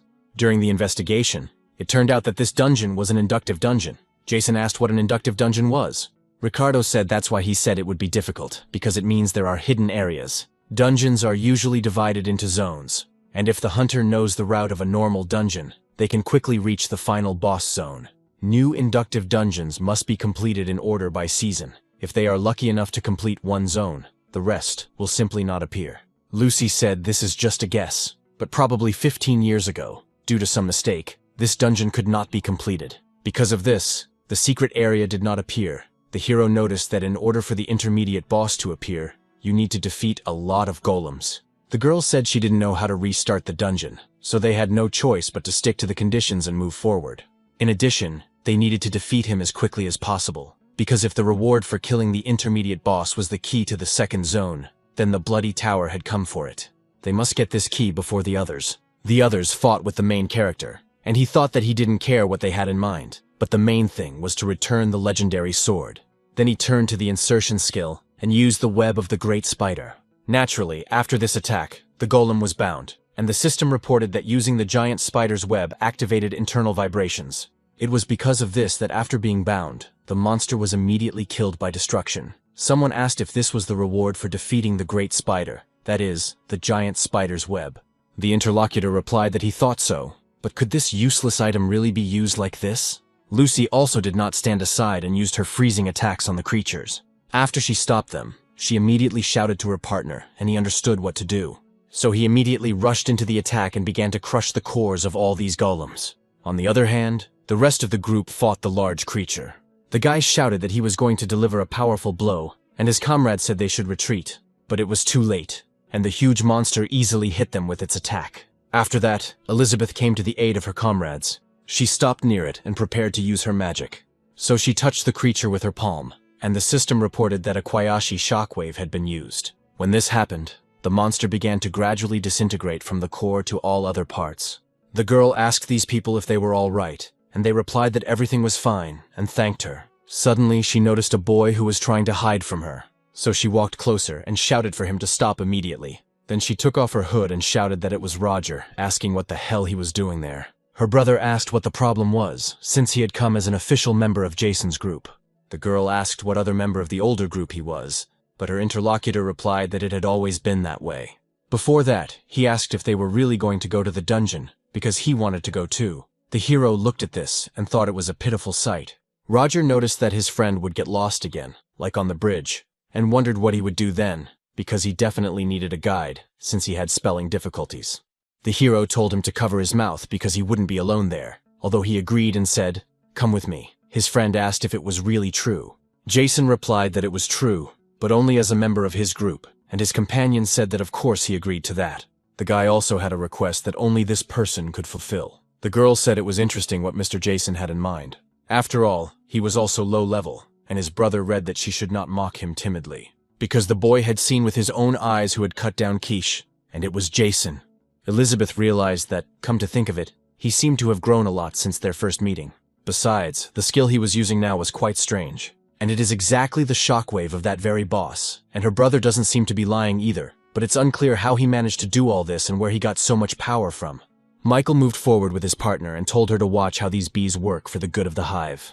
After all, they are trying their best to win. The man watched the main character and the rest of the group fight. Therefore, he said that by disguising themselves with the team members using the concealment skill, they reap the rewards. But even if they use concealment with the hunter's region, there are high-level ones, so it may feel like they will be discovered. However, people like them are not afraid of anything during battle, and rarely use detection skills. As far as they are concerned, they do not know who fate will bring them into contact with. Therefore, their skills in stealth and the use of hidden weapons are at the highest level, so they are not easily caught. The main thing is to act skillfully, and this is the motto of the Bloody Tower Guild. He then asked his companion if the mana was accumulating normally, but the girl did not answer, and continued what she was doing. Michael said that this bath battery is quite expensive, and it can hold the mana of hundreds of destroyed small monsters. With 10 such batteries, you were able to reopen the rift in the Rainbow Dungeon. Sarah asked how many it would take to restore the legendary item to its original state. He noted that it would probably take twice as many, and the girl said that he wanted to roll back the stolen legendary item and defeat the boss of the hidden dungeon. Michael said that almost everyone in this area says that there is a powerful barrier, and the only thing that can cut through it is the longsword of the Carisian dragon. Sarah asked where he got this information, and her interlocutor said not to ask too many questions. She should just roll back the items when he asked her to, and the less she knew, the better she would sleep. She noticed that she was just nervous, because she hadn't been down to the underground in a long time. He, in turn, continued to fool various people. After that, she looked at him and said that she didn't care. As long as their agreement was in effect, she didn't care what Mr. Michael was up to. She thought that if she could obtain the item of infinite creation, she would be able to bring her parents back to life. The hero continued the battle and said that he had already killed 200 cobblestones, but there was no end to them. There was snow all around, but he was sweating like a horse. The core of another creature flew right into his hand. The hero caught it and said that it was strange that this crystal was different from the others, so he would copy it just in case before breaking it. Then he didn't understand what was happening, because he himself had gone into the ground. Suddenly, Ricardo approached and said that everything had already begun. Jason asked what he was talking about and what had begun, and the man replied that they had fulfilled the conditions for moving on to the next zone. That was why the intermediate boss of the location would appear right now. And we are talking about none other than the migrating golem. In fact, a huge monster maneuvering golem appeared out of the snow, which was the intermediate boss of the Snow Mountain golems, with a level of 150. After appearing, the creature did not hesitate for a second and immediately rushed into the attack. The people who were the first to be hit said that it was too huge. The guild leader used his power and shouted for everyone to step back. The guys then asked what had happened, whether it had already been killed, and the interlocutor remarked that he had been a little too scared. But the core was still intact, so the monster began to reassemble itself. The hunters saw this and realized that it wasn't going to be so easy. Ricardo also looked at what was happening and prepared for the ensuing battle. The monster had already fully recovered and was preparing for further confrontation. The man used his dark magic to destroy it again. The creature broke into small pieces, but soon began to reassemble, because its core had not been destroyed. Ricardo became angry when he saw what had happened and shouted that it was a hateful core. The hero watched what happened and decided that now he needed to bind the core with the web of the Great Spider. So the system reported that the Great Spider's web had been used, and the core began to be bound by the web at that moment. But despite all attempts to bind it, the creature continued to regenerate. So, after a few moments, the hero stood next to a huge monster that was ready for battle. Jason realized that things were bad, because this creature didn't care about the web at all. Something had to be done before it merged with the rest of the golems, when suddenly someone shouted at him to get back. The guy looked over and saw Elizabeth use her power to attack the monster. After that, it began to glow blue and fell apart. When the girl saw what had happened, she said that striking attacks were useless, so it was necessary to damage all of its fragments at once. Ricardo was indignant and said that he knew that, so she shouldn't act like a know-it-all, which is why he was looking for another way. Because if they didn't come up with anything, they would have to melt all the remaining fragments here.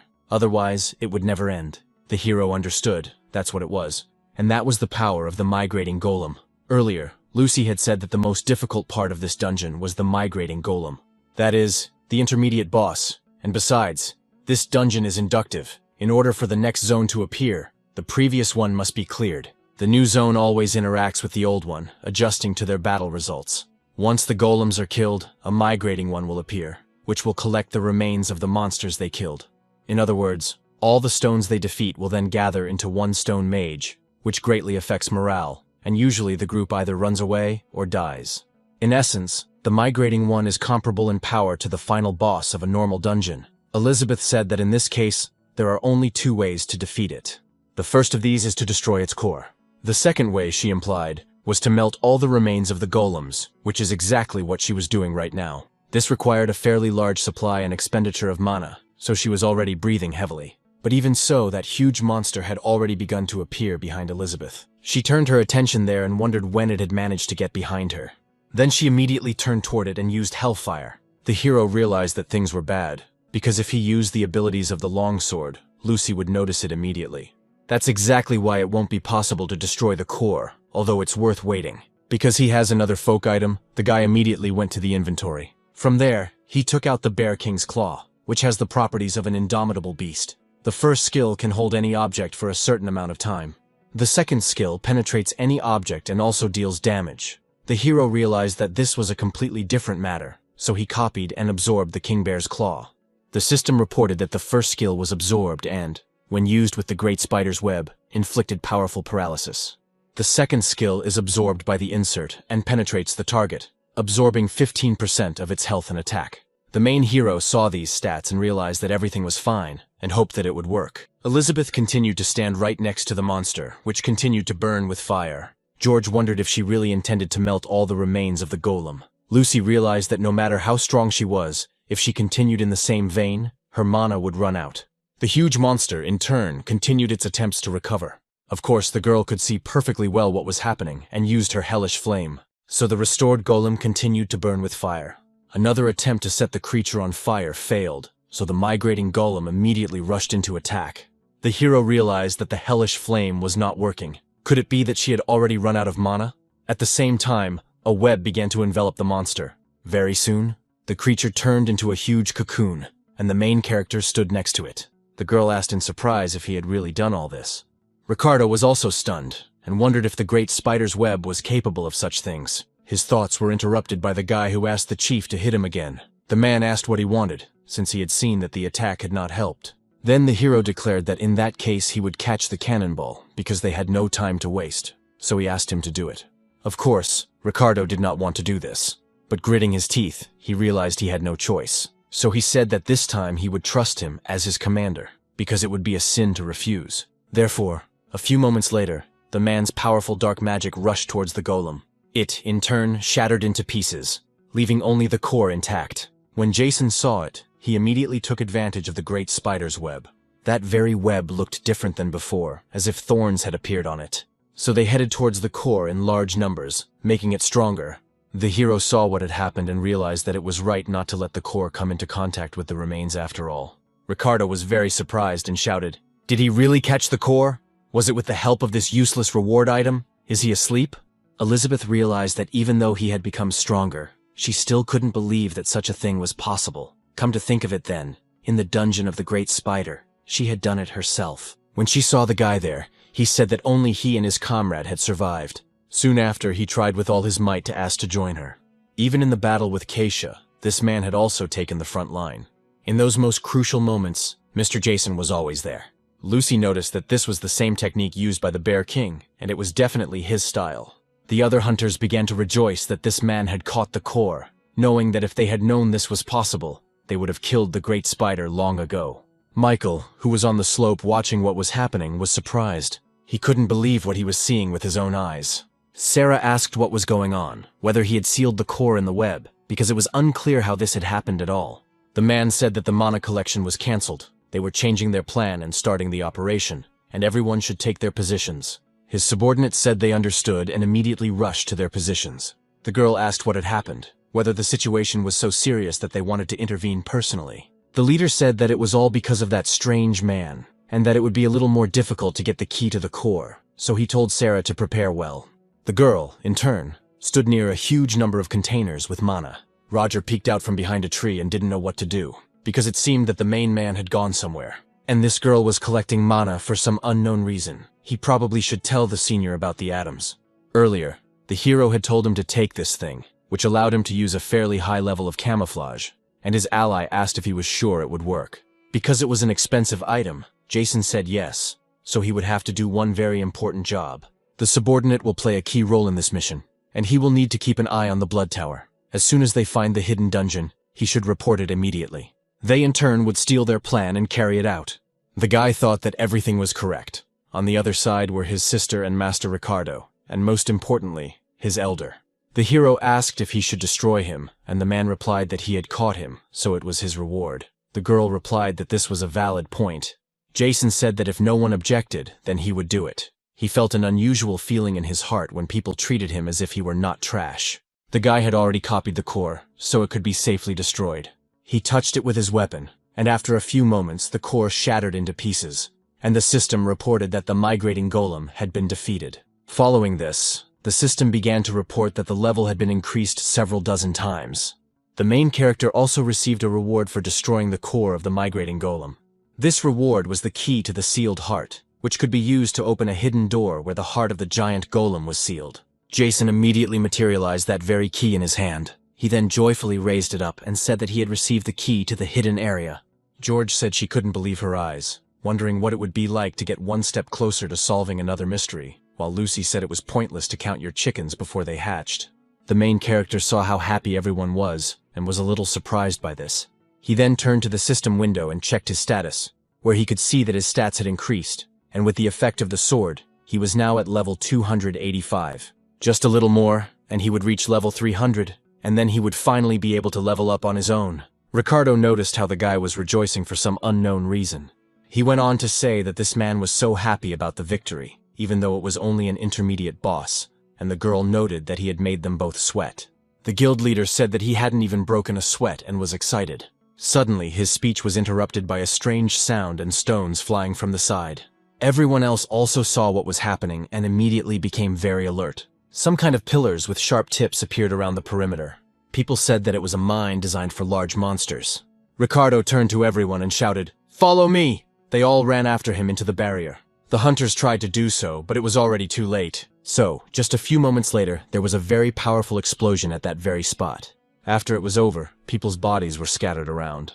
Michael walked over and said that it was really powerful, considering the cost. It's not for nothing that they say money can do anything, especially if you forget about your conscience. He came closer and said that it was all really too easy. And that's what it means when a person acts so skillfully. Suddenly, he heard a voice shouting that he had finally found him. It was the main character who had used the great spider's web, and it had been untangled. He jumped from above and shouted, standing behind the long sword of the Carizian dragon. So let him return this property to him right now. When Jason approached, he felt something strange and blood gushed from his mouth. The man said that the boy was able to avoid the explosion with the help of the web, but that was not the only trap he had set. It was because of this young man that his plan almost failed completely. That's why he drove his blade into the boy's body and threw him hard in the other direction. Elizabeth was nearby and immediately began to worry about Jason. Then she turned to the system and used the Hell Blaster skill. Lucy yelled at her to stop. George tried to stop her and shouted not to go there, otherwise she would get hit too. A large stream of flame, in turn, headed towards the opponent. It was so powerful that it destroyed everything in front of it, even rocks. After using this skill, blood immediately gushed from the girl's mouth. Her strength began to gradually leave her, so she fell to her knees, holding on to her own weapon.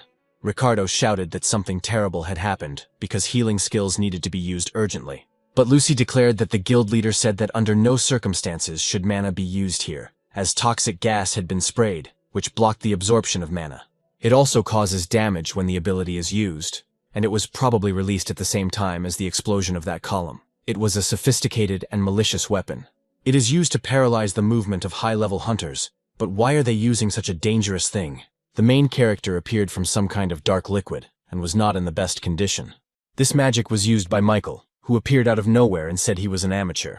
Ricardo saw what happened and shouted that it was unbelievable, because this skill was familiar. Because it was the very forbidden technique that they were supposed to have destroyed in the past, moving in the shadows is considered the highest level of hidden techniques.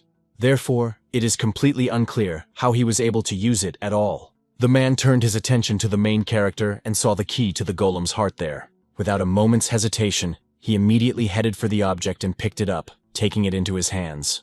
As a result, the system reported that the key to the sealed heart had been transferred to its current owner, and Michael said that the goal had been achieved. But even so, there was still one thing left to do, and he grabbed the main character. At the same time, he declared that this man must be killed right here.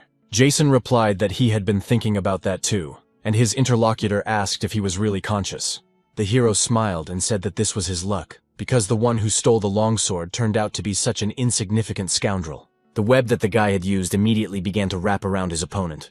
The man's body continued to be wrapped again and again, and the Spider King's threads were disabled. As a result of this action, the same spikes that were in the previous attack appeared. The subordinates asked the master what was going on, because that was the skill that had been used to defeat the golem, and perhaps they should run away too. The guy said that his mistake was that he dared to touch his longsword. Soon, he said not to go, and the Spider Kings were disabled. But when he looked at that very spot, he was very surprised. All because there was no one where the man should have been. Michael used his power and said that he almost panicked, because it was his first time using such a skill. But if there had been no shadow inside, he would have simply died. So he didn't think that such a pathetic skill could almost kill him, but now he understood everything. All those high-level hunters he had killed before, why did they have such helpless expressions on their faces at the moment of death? But today, this guy would die here too.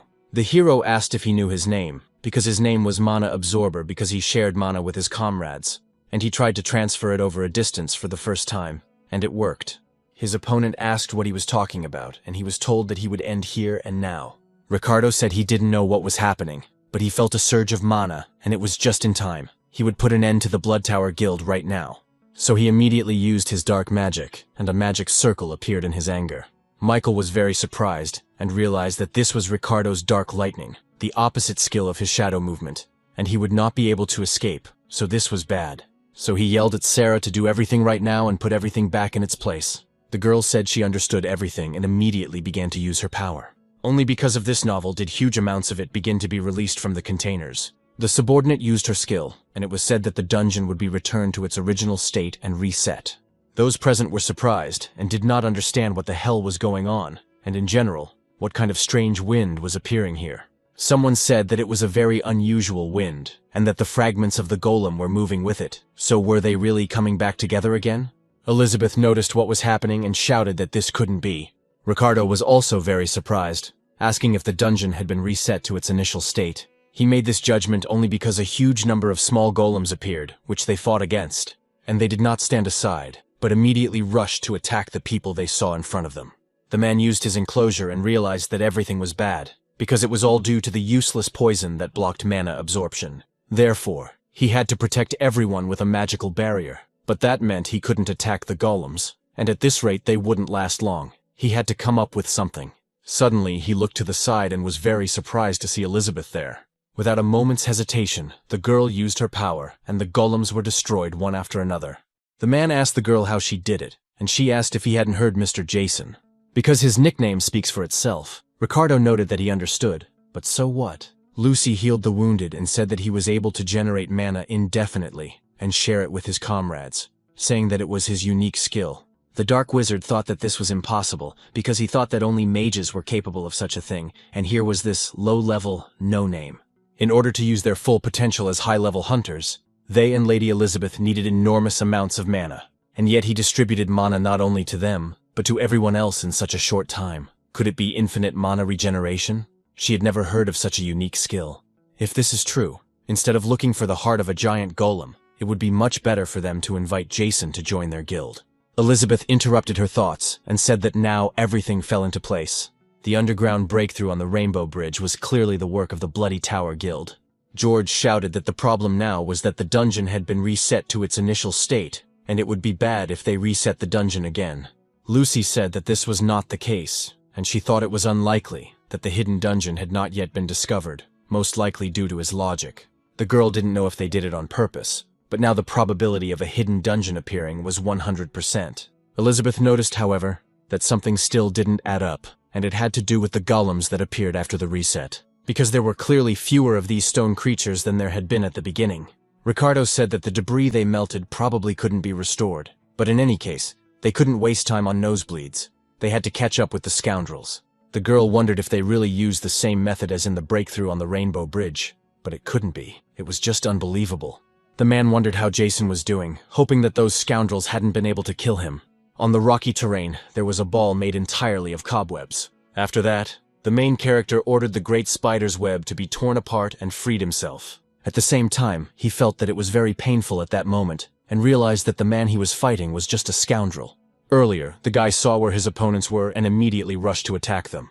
He shouted for him to stay where he was and that he would be killed in a few moments. Michael, of course, noticed this attack and blocked it with his weapon. Then he asked what he was going to do and called him a Slovak. The main character shouted that he was going to defeat him, and that it wouldn't take much effort. When he touched his opponent, he immediately activated the great spider's web. The man shouted that it was a useless web, and that he would make sure he could never use it again. At that very moment, there was a huge explosion, which threw their bodies aside. Michael ordered the long sword of the Coresian dragon to release its power. At the same time, Jason protected himself with the web, and it saved him. But the power of the long sword was truly terrifying.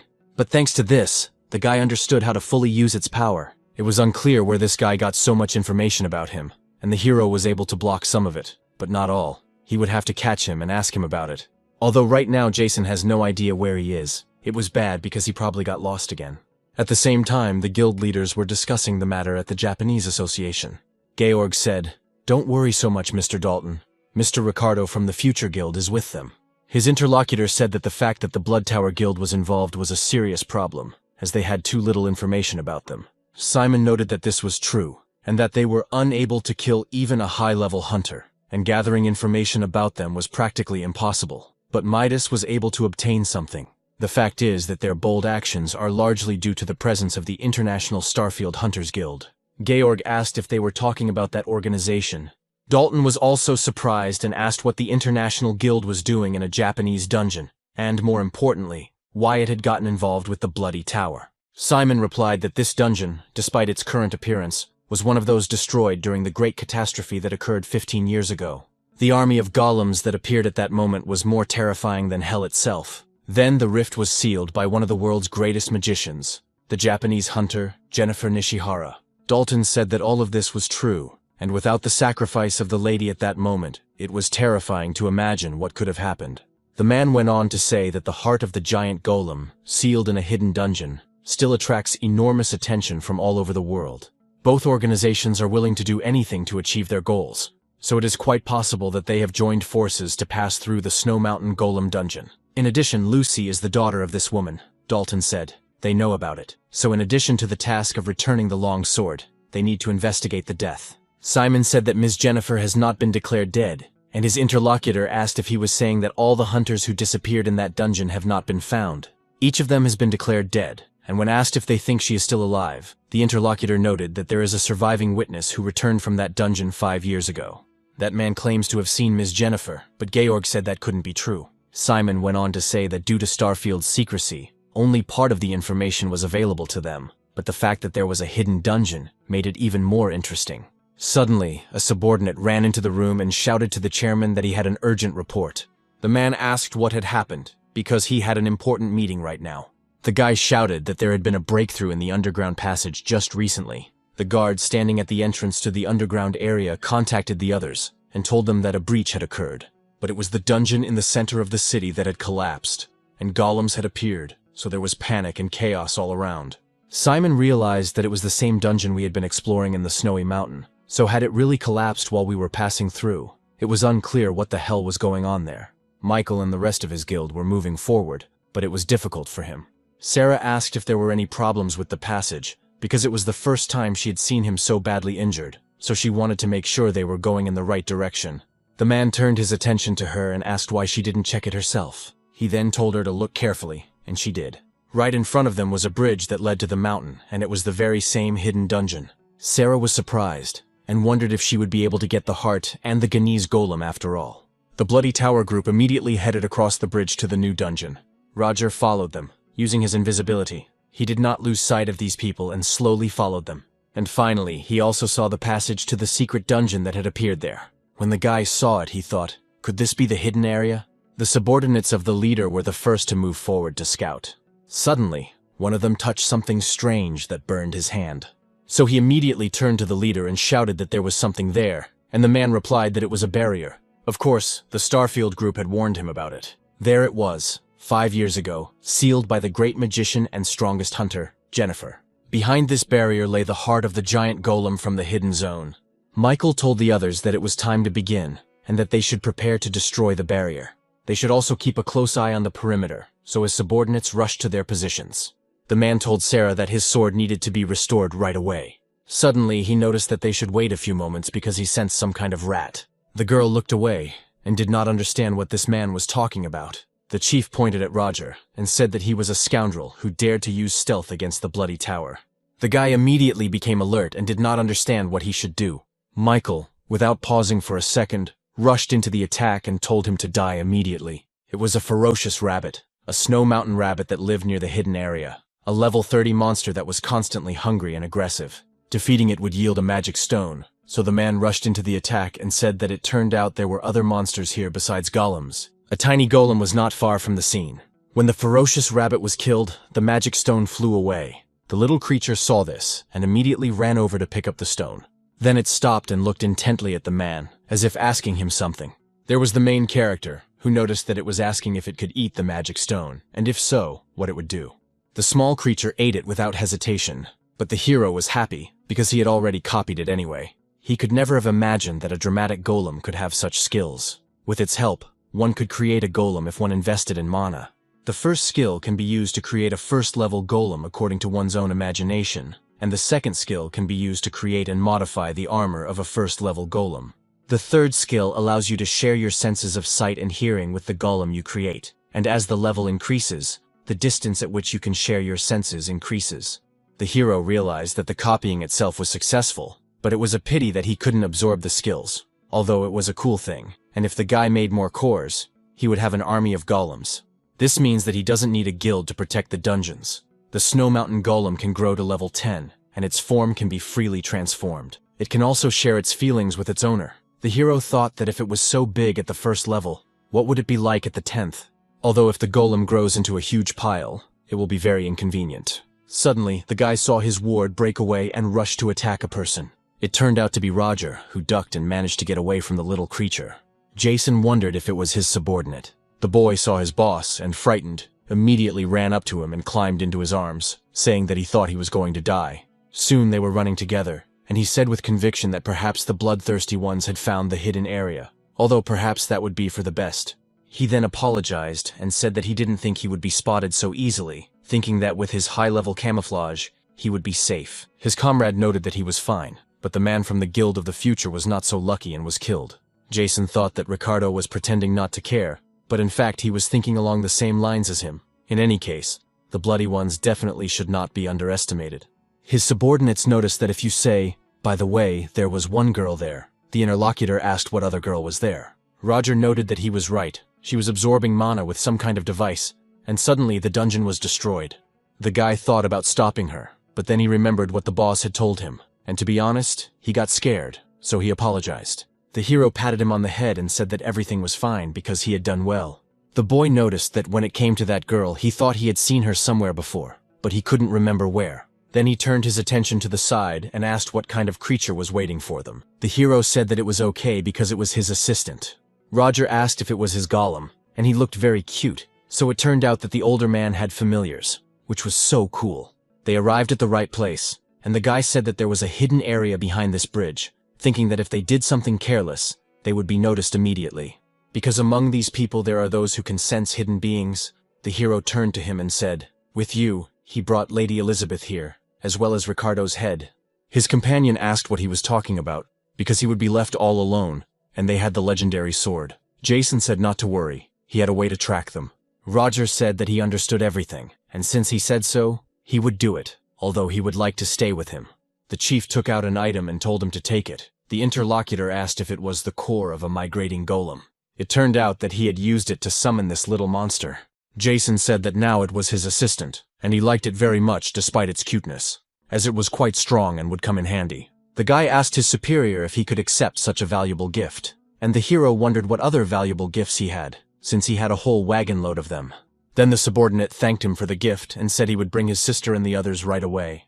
Jason thought that, oddly enough, for the heir to a large guild, he was quite down to earth, probably due to the influence of Lady Elizabeth. Despite everything, he decided right then and there to create his own assistant, and the system reported that the core of a migrating golem had been used.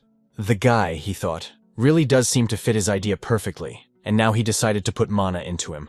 The hero created an unusual familiar, a bird that could fly in the sky. The system reported that the third skill had been used, and now the hero was sharing his feelings. Jason watched what was happening through the bird's eyes and thought it was quite unusual. Finally, he saw what was happening there and was a little surprised. So this is who the girl Roger was talking about is, but it's unclear what she's doing with his legendary item. Mana continued to be released in large quantities from the containers, and the girl used her skill. Therefore, the system reported that the long sword of the Carisi dragon had been returned to its original state. This weapon is a sword created from the essence in which the soul of the Carisian dragon dwells, requiring a level of 30 or higher, and a level modification of plus 200, which is given passively. The second skill is applied according to the total level. The passive increases the user's defense by 35%, and the first skill is called Vampirism. It absorbs 15 health points and mana from the target of the attack. The second skill, Berserk, is activated when the user's health falls below 15%. All user-level parameters are temporarily doubled for 1 minute, and the recovery time is 1 day. Right now, the durability was at 6%, but very soon it began to rise and reached a level of 100. Therefore, the system reported that the strength of the Carisian dragon's long sword had been fully restored. It was at its maximum, and 94% of it had been restored. After using her restoration skill, Sarah was almost exhausted. Michael, in turn, pulled out the sword and said it was a job well done. Finally, the durability was fully restored, and an aura covered his body. Jason saw this and thought that it couldn't be that the durability of the legendary sword had been restored, and that this skill was very strange. Therefore, he could say that this girl was the bearer of a gift curse. If the strength of the weapon had indeed been restored, then it meant that this girl had the skill of restoration, in which case he simply had to copy this ability. At the same time, he immediately wondered if he could copy other people's skills at all. He needed to figure out how to do it, because if he couldn't, everything would be bad. Otherwise, he would simply have to recruit this girl to his group. Michael said that the time had finally come to destroy the barrier of the hidden zone. After that, he immediately headed towards it, using the weapon he had in his hands. When this happened, a strong flow of energy immediately began to spread throughout the area. Sarah felt it and tried to stay on her feet against the onslaught. The hero watched what was happening and wondered if this was the barrier of the hidden zone. The man said that if it weren't for the information from Starfield, he would have had a hard time trying to break it with this key. 15 years ago, the great magician Jennifer cast this spell to seal the hidden zone, and only the legendary blade of the legendary hunter could break it. Sarah asked what all this could mean, and the man replied that the true owners of the longsword were Jennifer's husband, Frederick. He disappeared without a trace along with his wife in this hidden area, and the woman cast a barrier over it and made her husband's blade the only key so that no one could destroy it. The hero wondered if the real owners of the sword were the most legendary hunter in the world, Frederick, and his wife, the greatest magician, Jennifer, and their daughter, Lucy. So that's what this gender weapon is for. Michael said that everything would be put off until later, and now it was time to open this Pandora's box. He ordered the long sword of the Corisian dragon to unleash its power. That is why a huge amount of energy began to spread in that very area. Sarah and the others hid to the side to protect themselves from this force. The hero realized that things were bad because his golem couldn't withstand such a surge of energy. But this was not surprising, because if the sword's strength had not been restored, it would have turned into dust, just like his familiar. The chains that surrounded the huge barrier soon began to gradually disappear, and a huge breach appeared in the barrier itself, near which Michael was standing. He smiled and said that the gates of the dungeon were an illusion, and that he had probably worried for nothing, but now it was time to clear the hidden area of the snowy mountain. They had to move forward, because they had to find the heart of the giant golem. The main character wondered what he should do now, whether it was worth pursuing them alone, and mentally begged his subordinate to hurry up. In southern Italy, there were some rather interesting events in the dungeon. The man said that this person had come for him, so why didn't he just kill him? It was unclear why all his companions were there. His interlocutor noted that if he killed only her, it would be immediately clear that it was murder. But if he killed the whole group, it would look like a normal failed raid. He used his power and blood spilled, and the system reported that since the owner of the ability had died, the skill would pass to the next available user. The man who did all this immediately was slashed across the neck. And that's where he got another time mark. Therefore, this man already had a considerable amount of power. He used his system, which reported that it was highlighting all objects here. After that, the man used the skill and cut out all the selected objects. Because of using this technique, a huge hole appeared in front of him. He sensed the presence of someone nearby and immediately turned his attention there. It was a girl who said that the selection fit well into his collection. Cutting out objects one by one was quite tedious, and now it saves a lot of time. The man said that in order to acquire a cursed skill, he had to kill its owner every time, which was quite troublesome. But what was even more infuriating was not that. Because when the skill passes to him, it doesn't evolve, and that's just unbearable. The woman noticed as she told him that it was only possible to acquire someone's skill by killing the owner. But in order to acquire a skill without killing its owner and still be able to develop it, you need the skill of insertion. The interlocutor said that he had been looking for it for 10 years and could not find it anywhere, so he did not understand whether such a skill existed at all. The girl said that in their world, it existed in a slightly different form, which meant that its presence was not in doubt, and that the search skill was looking for the other cursed ones. The man noted that he understood that, but as for the cancellation skill, she said that, according to the information she had received, the Blood Tower Guild had just destroyed Jennifer's barrier. In addition to the cancellation skill, they desperately needed to obtain the heart of the giant golem, without which they would not be able to use the full potential of the cursed skill. The interlocutor stated that in that case she would pass the information on to the others, and the group led by Ricardo moved forward. The man said it was simply terrifying. Despite the fact that they were rushing with all their might, it seemed that they were not here, just as the battle should have been, so had they taken the wrong path. The main characters said that not much time had passed since they entered here. It just seems like there aren't that many monsters here. Since the road is straight, they should catch up to them very soon.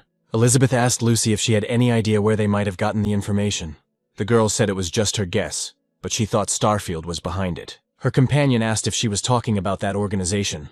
It was unclear how a top international guild had come into contact with killers like the Bloody Tower. Lucy said that most likely the reason was her mother. Jason thought that if it was Starfield, then that was where the Bloody Tower got all its information. The breakthrough of the Rainbow Bridge dungeon, as well as the theft of the legendary ball and the Snow Mountain Head, were most likely all planned. All of this means that the upcoming journey will most likely not be so simple. In this battle, it is not the cores of the Believer Golem that will play a key role, but Lucy herself. Ricardo shouted that they needed to hurry up, that it was easier to get all the scoundrels out of the Blood Tower than to waste time guessing, which is understandable if Starfield is behind it. It was becoming clear where they got their teleportation skills from, and now all that remained was to catch them and interrogate them. Roger ran alongside his little familiar and asked the others to wait for him. The man asked him what kind of weirdo was running after him all the time, and the guy noticed that it was his familiar, which Jason had given him. The guild leader noticed that it was a snow golem, and so that's how it was. The girl asked why he had given such a valuable item to Roger. Jason replied that he was simply a very valuable member of the group, and besides, he owed him his life. At the same time, the guy stepped on some kind of magic circle, which began to glow brightly. Ricardo also stepped on it, so the three of them were in that place. A few moments later, they all simply disappeared. The main characters, along with Elizabeth, tried to do something, but they couldn't. They all rushed forward, and in a few moments found themselves in the magic circle too. The hero saw a bright light and did not understand what was really happening. They crouched down because the energy of this place was quite strange. Then they tried to call out to Roger and Ricardo. The guy asked what was going on, because they had just been following them, and now they were nowhere to be seen. Suddenly he looked to the side and noticed a terrifying monster that alarmed him. It turned out to be a dragon, which saw the people and immediately rushed to attack. Jason was terrified by this situation and did not understand where this creature could have come from. Elizabeth, however, did not panic at all and, using her weapon, rushed forward. First, she used a skill called Witch's Blade and cut off the creature's head, so it immediately fell to the ground, crushing the soil beneath it. Jason wondered why a dinosaur-like monster had appeared in the Snowy Mountain Golem, and Lucy said that this place seemed to be in another dungeon. Most likely, it could be said that this was a multi-dimensional dungeon. The hero noticed that if she was talking about it that way, what could it all mean? Elizabeth shouted that it couldn't be, and heard that these dungeons had been destroyed. And all this happened during the Great Disaster 15 years ago. The girl replied that it was true that her mother had sealed them all, but now one of them had been reopened. That is why we must not forget that the hidden area in the Snowy Mountains was also sealed, and magical circles were installed in the multidimensional dungeons. And they connect them to different dimensions. When a magic circle is activated, a portal opens, connecting their world to other dimensions. That is why there is a risk that they will find themselves in an extremely dangerous dungeon right now. Elizabeth said that this was why Mrs. Jennifer had set up a barrier in this area. Lucy said that her mother believed that it was the multidimensional beings that had gotten out of control. In the end, it was they who caused the great disaster, Jason said. But then where are their comrades? He heard in response. Probably in the dungeon of another dimension. If they pass through each zone in sequence, they will eventually reach the heart of the giant golem. The hero said that this was at least some kind of chance, and that they should hurry through this place. After that, he looked to the side and saw that there were many dinosaurs there. George noted that this was easy to say, but very difficult to do. And in the central city, there was a tense atmosphere, with destruction and explosions all around. It was here that huge golems were rampaging, attacking the people who were defending themselves. Naturally, hunters were sent here to fight these creatures. They said that everything was bad, because if the core was not destroyed, everything would be useless, and then turned to the mage to ask him to deal massive damage. The wizard noted that he couldn't do it now because they didn't have any potions, so he had very little mana left and would be glad if someone could help him. The hunter shouted that this was bad enough. This guy who always replenishes his mana when he is so needed. The man remarked that he would never have thought they would need a mana carrier so badly. And while these people were fighting another huge monster, another one appeared behind them. The hunters didn't have time to do anything about it, but suddenly another person appeared and saved them. He fought with a large katana, then landed on the ground with ease. The boy thanked him for saving them and asked if he was a foreigner. Charlie said that he was on a business trip and couldn't just stand by and watch. The man thanked him for saving him, and another man noticed that his Japanese was very good, which was why he was wearing a suit. The foreigner noticed, and if we're being honest, he was now even curious about what a Monono was. The hunter said that none of that mattered, because he was a weak boy, unable to fight, and his only skill was the endless regeneration of mana. That's why he gave it to all his allies. His interlocutor asked where he could meet this person, and the man replied that they hadn't seen each other in a long time, so he didn't know. That's how he remembered him today. Charlie wondered if he had even heard of the skill of infinite mana regeneration. It was unclear whether such a thing really existed, when suddenly someone shouted that they had finally appeared. The guy looked up and saw Simon from the Midas Guild and Dalton from the Tychon Guild. Well, it seemed that an interesting spectacle awaited them. Dalton noticed that it was definitely a giant golem, and there was no doubt that it was a breakthrough from the Snow Mountain Golem dungeon. Of course, this was the perfect opponent for Simon's head, and he would also impose a buff on him. His interlocutor said that he was a perverted scoundrel. It was not at all clear what was really going on in this dungeon, so he rushed into the attack and shouted for him to pass it on to the chairman, namely, that the guild would be squeezed out of their class equipment warehouse, at which point the man put on stone armor. After landing, he soon looked more like a golem than a human being. The first creature that noticed him immediately rushed to attack. The man declared that stones are not all the same, and his opponent was nothing but a nobody. Therefore, with a single blow, he easily cut down the creature in front of him. After that, he continued to move forward and destroyed everything that was visible before his eyes. As a result, a large number of cores began to rise, and they had to be destroyed. To do this, Dalton used his power.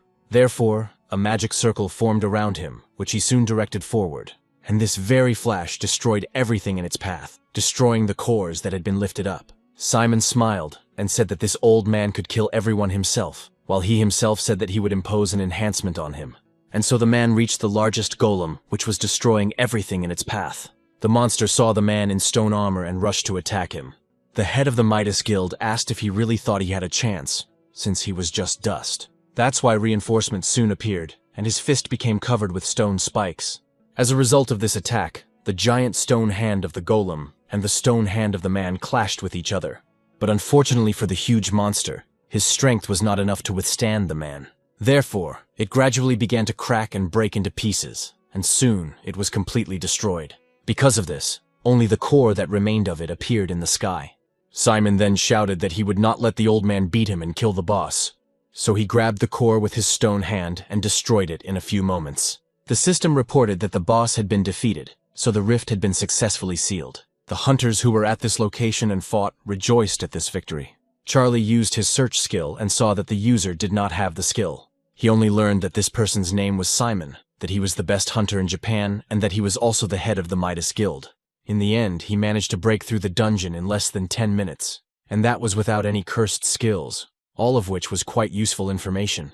On top of all this, he was curious to see if the cancellation skill had returned from the dungeon, hoping that it had not been lost in that battle. And just as he was thinking about this, the girl received a serious wound in her side. All this happened 20 minutes ago, when unidentified creatures appeared in front of the group. The man saw their huge numbers and said that it meant a horde of zombies. They had no information about what would happen next, so they would have to rely solely on luck. The dimension seems simple enough, so maybe they'll get lucky this time. As he was talking about it, you already used your power and wielded your weapon, so the large number of zombies that were right in front of them were easily destroyed. Soon, only ruins and corpses remained at this location, and the system informed the man that he had cleared the hidden area and would be moving on to the boss arena.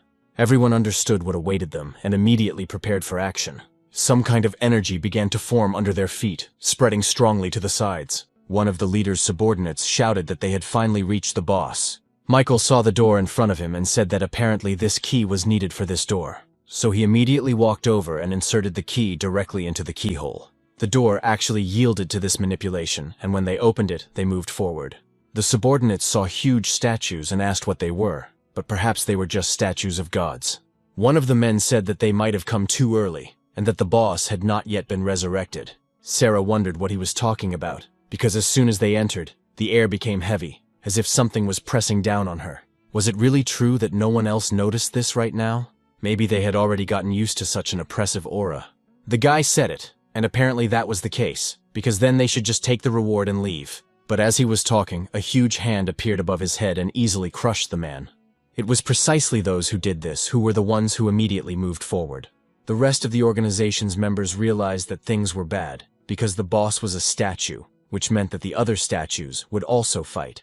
In fact, as soon as he said this, everyone else came to life and rushed forward to attack.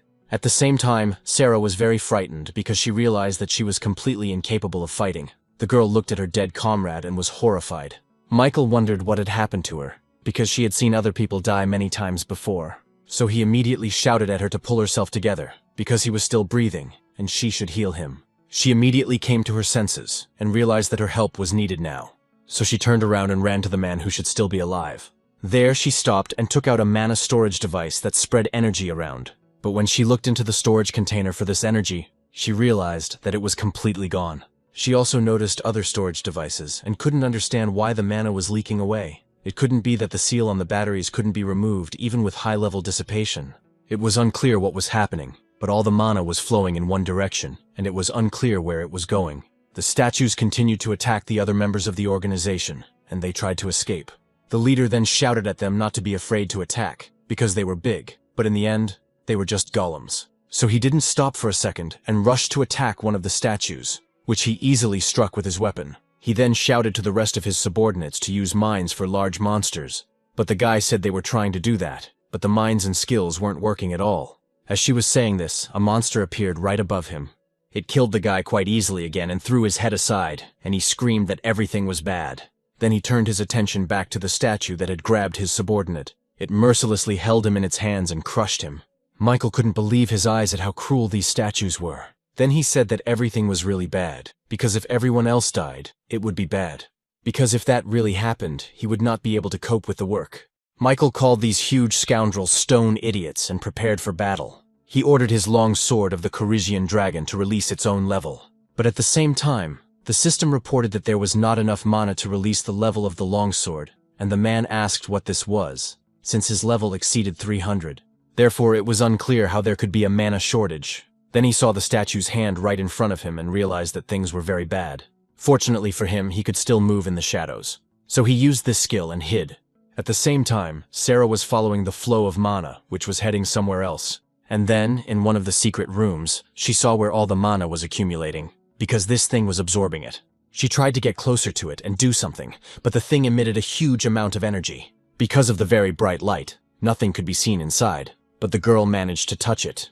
Then she lifted this huge thing and asked if it was really the heart of the Ghanese golem, but it was unclear why it absorbed mana instead of regenerating it. A few moments later, she saw the object begin to split into pieces. Sarah realized that this was very, very bad, and she had to get away from there immediately. So she tried to run away, but a huge stream of energy had already begun to emanate from it. One of the deadly rays was instantly released and flew towards the girl. At that very moment, Sarah was in its path, and it struck her in the side. The man immediately lost his concentration due to the sudden and powerful attack, so he fell to the ground. This hurt her quite a bit, so she screamed. This action naturally attracted the statue's attention, and it noticed her. So it immediately headed towards the girl to attack and swung its weapon to kill her. When this happened, a shadow appeared right next to her body. Michael emerged from it and tried to stop the statue from killing the girl. The creature was quite strong, so the man even felt intense pain, then took an advanced healing potion from his inventory. The Hunters Association restores 80% of health and reduces incoming damage when taken. It can also be applied directly to a wound in an emergency to support the body. So Michael did just that, then grabbed Sarah on his shoulder and started running. At that moment, the system informed him that the giant golem's heart had awakened and the boss battle was beginning. The man was terrified and did not understand what it all meant. The very door through which they had entered began to close, and the man saw it. Of course, this was already very bad, and he began to panic, but he realized that he should use the shadow movement skill. But at that moment, the system reported that there was not enough mana to use the shadow movement skill, and Michael could not understand where all his mana had gone. So without stopping for a second, we had to run forward. The man tried to reach the door, which was now almost closed. He realized that this was very, very bad. The door was closing, and at this rate, they would both be stuck here. So he decided what he needed to do right now and grabbed the girl by her clothes. After that, gathering enough momentum, he threw her forward and managed to push her through the closing door. Her body slowly rolled across the floor and came to a stop on the other side. Soon, Sarah tried to get up a little and asked why he had done that. The man smiled and said that if she survived, she would probably be able to fix everything. A few moments later, the door slammed shut. The girl said that he was a fool because she was not a hunter, and therefore did not know how to absorb mana, so she would not be able to restore everything to the way it was. Thoughts began to creep into her head that she had come here for nothing, because if she died, what would happen to her mother and father? At that moment, she felt very warm indeed. Could it really be mana? The girl tried to open her eyes a little and saw a guy in front of her, but she didn't understand who he was. Jason saw that she had opened her eyes and asked if she was okay. Sarah thought that this man was the hunter who had been distributing mana to everyone. She felt her body gradually gaining strength, and at this rate, she might even survive. The hero gradually began to do so, and did not say a word, concentrating on his own strength. Soon, he asked if it was true that if she had enough mana, she would be able to restore her body. His companion was surprised that he knew about her ability. Ricardo shouted, "Are they kidding? They finally made it here, but they can't open a stupid door?" Lucy said that if there were still hunters inside undergoing trials, the door would not open on its own. There was a sure way to do it with a key, but as they knew, they did not have one. The man shouted that it was a mistake to defeat the resurrected wandering golem first, and then come here. He then turned his attention to the girl and asked who she was. In response, he heard that she was apparently the chief healer of people, the Blood Tower. She had been mortally wounded, but thanks to Mr. Jason's mana, she managed to heal herself, and they put her in special handcuffs. He does not suppress mana, and when they get out, she will need to be interrogated. The man said it was easy to say that if they did not pass, this place would turn out to be a trap. Lucia replied that this was also a possibility, and Ricardo said that this was why there were so many missing people in this dungeon, and that he might also get lost in these mountains. The main character thought about whether he should use the key he had copied, then ordered the system to open his inventory. There was a huge number of different items, including 2 keys to the trial hall and the heart of a giant golem. The guy took one of them and thought that it was just lying there. Lucy thought that if this was the door that her mother had sealed, then there must be something inside. That's why she approached the keyhole. Great. When she touched it, her hand began to sink inside. The girl was very surprised when this happened, and the symbols on the door began to glow green. Everyone present was very surprised when the door began to open.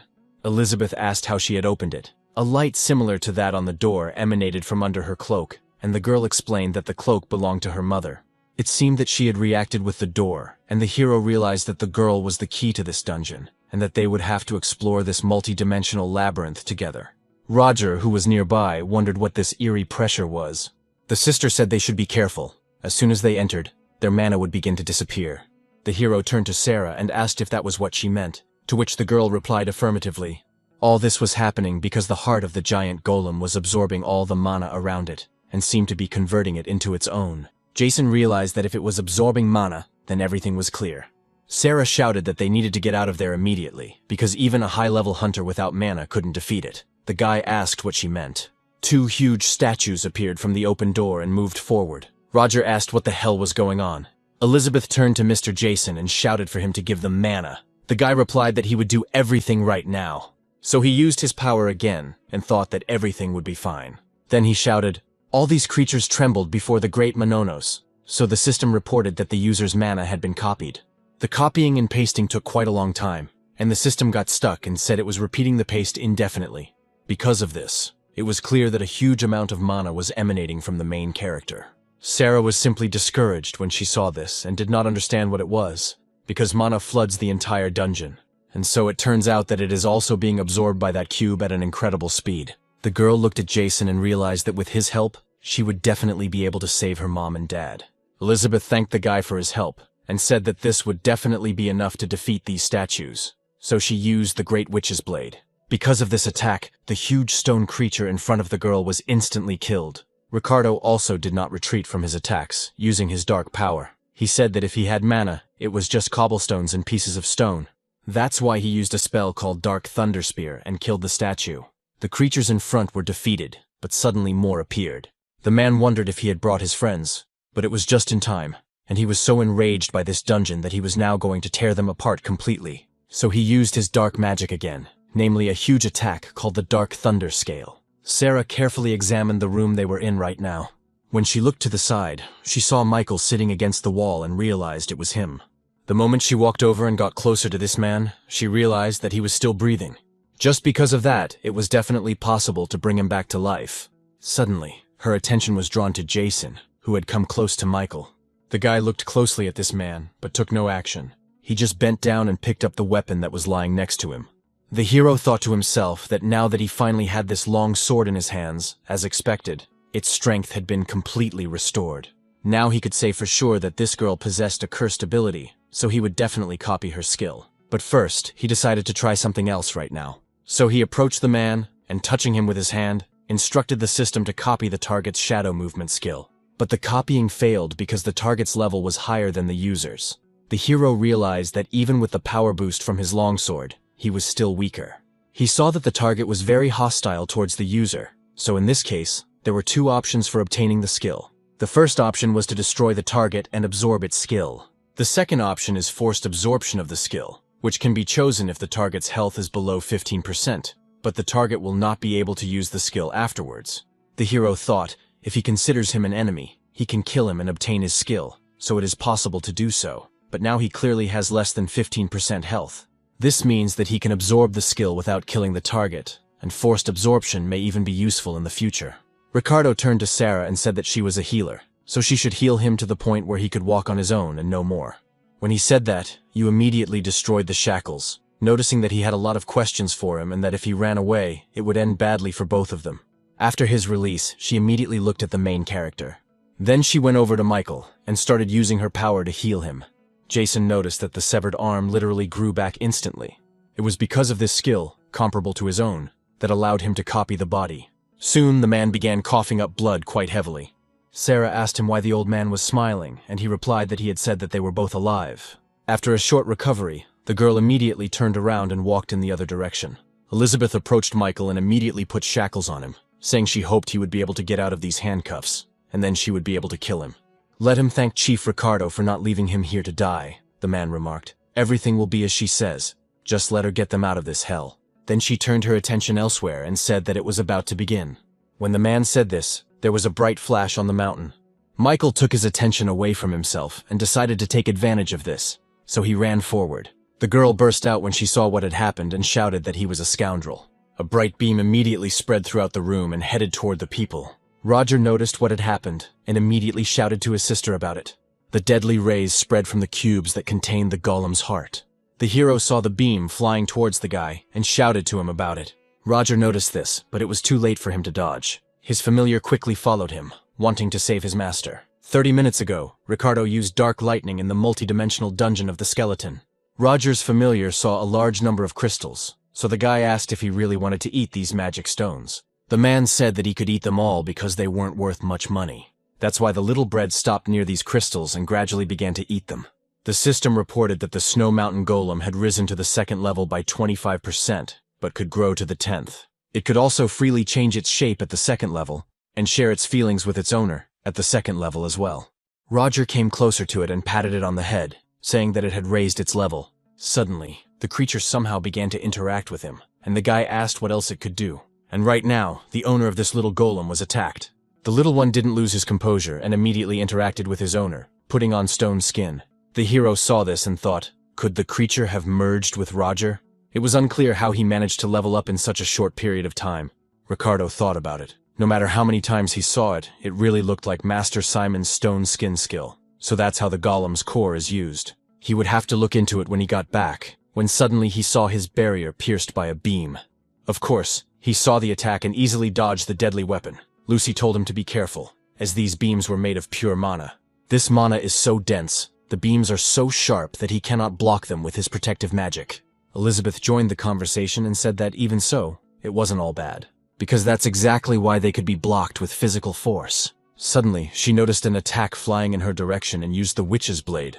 She easily deflected the deadly beam that was heading in her direction, and the hero thought that everything was exactly as the girl had said.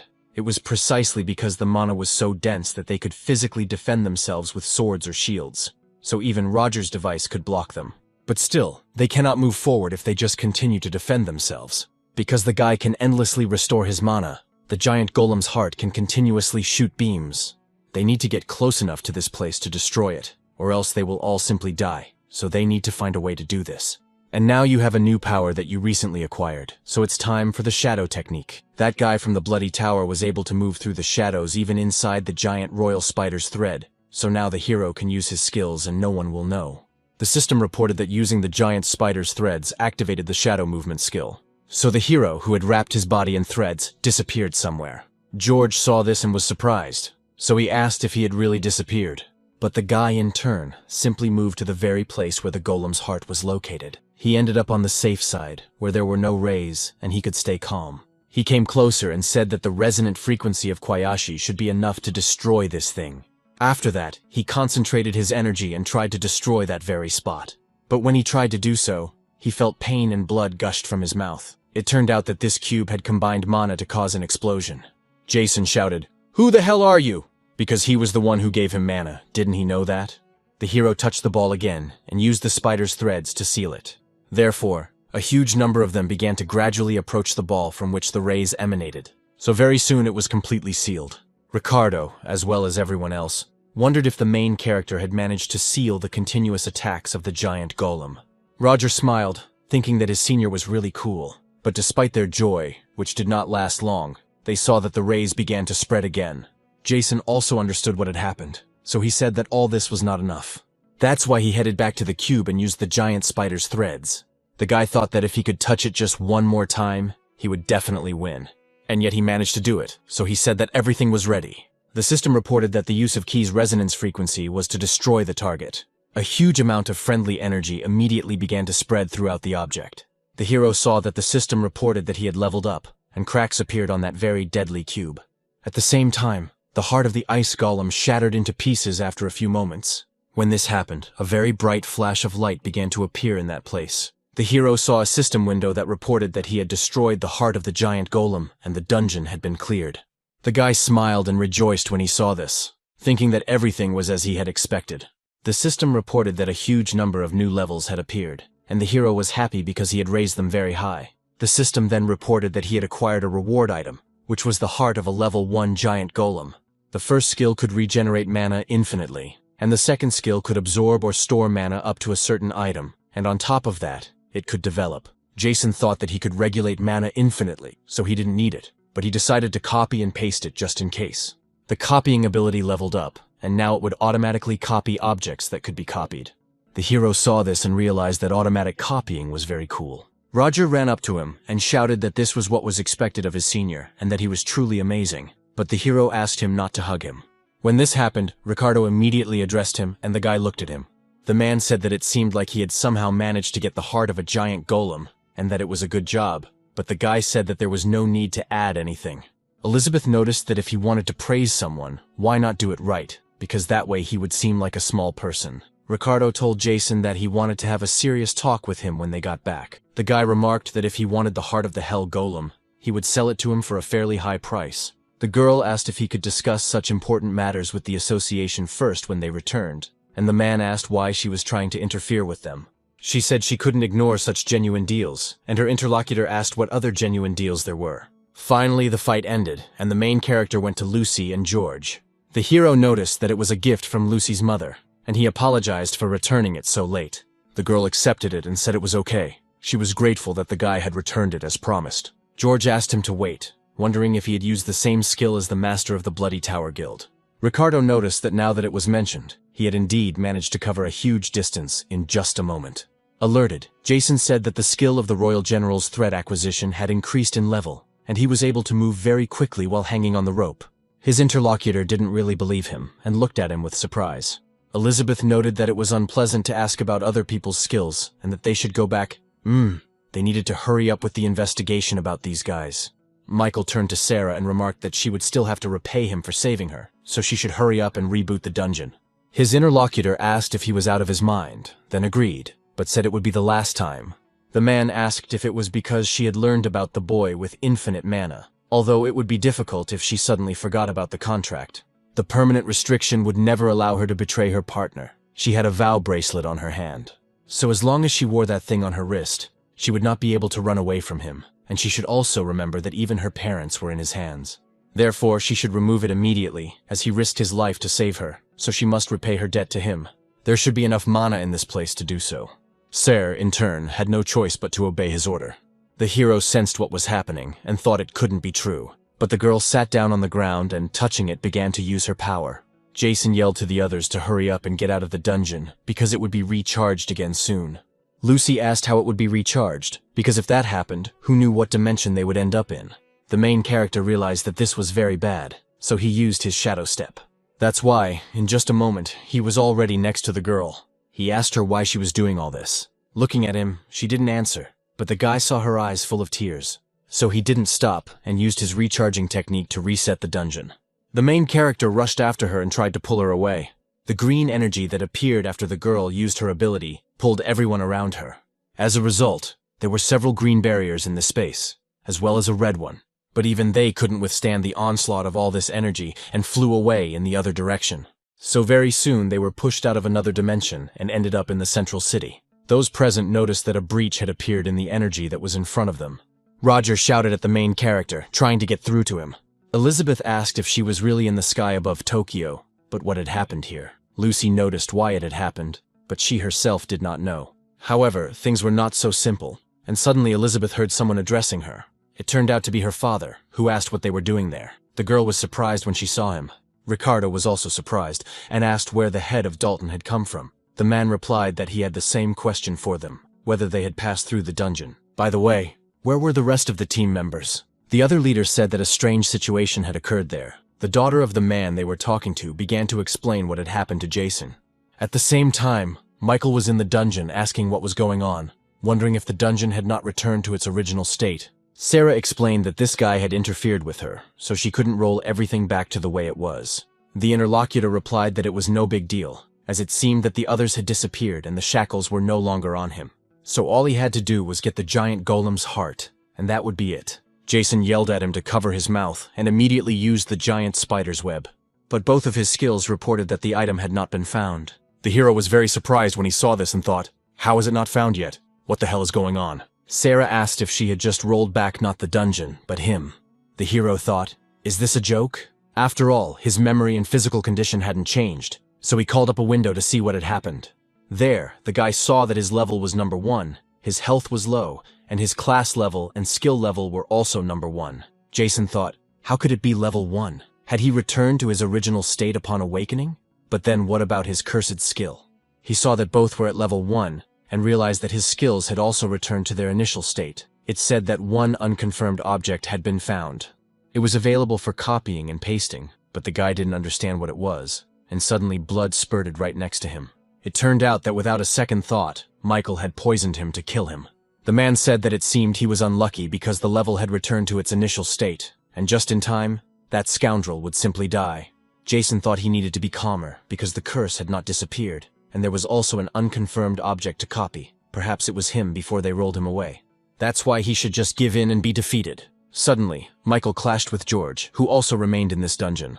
The man noticed that he was surprised, because he was the one from the International Association, and the hunters didn't know he was here. The main character asked if it was really George here, but why was that so? His interlocutor shouted at him to get out of his way and leave it to him, so he should just run away.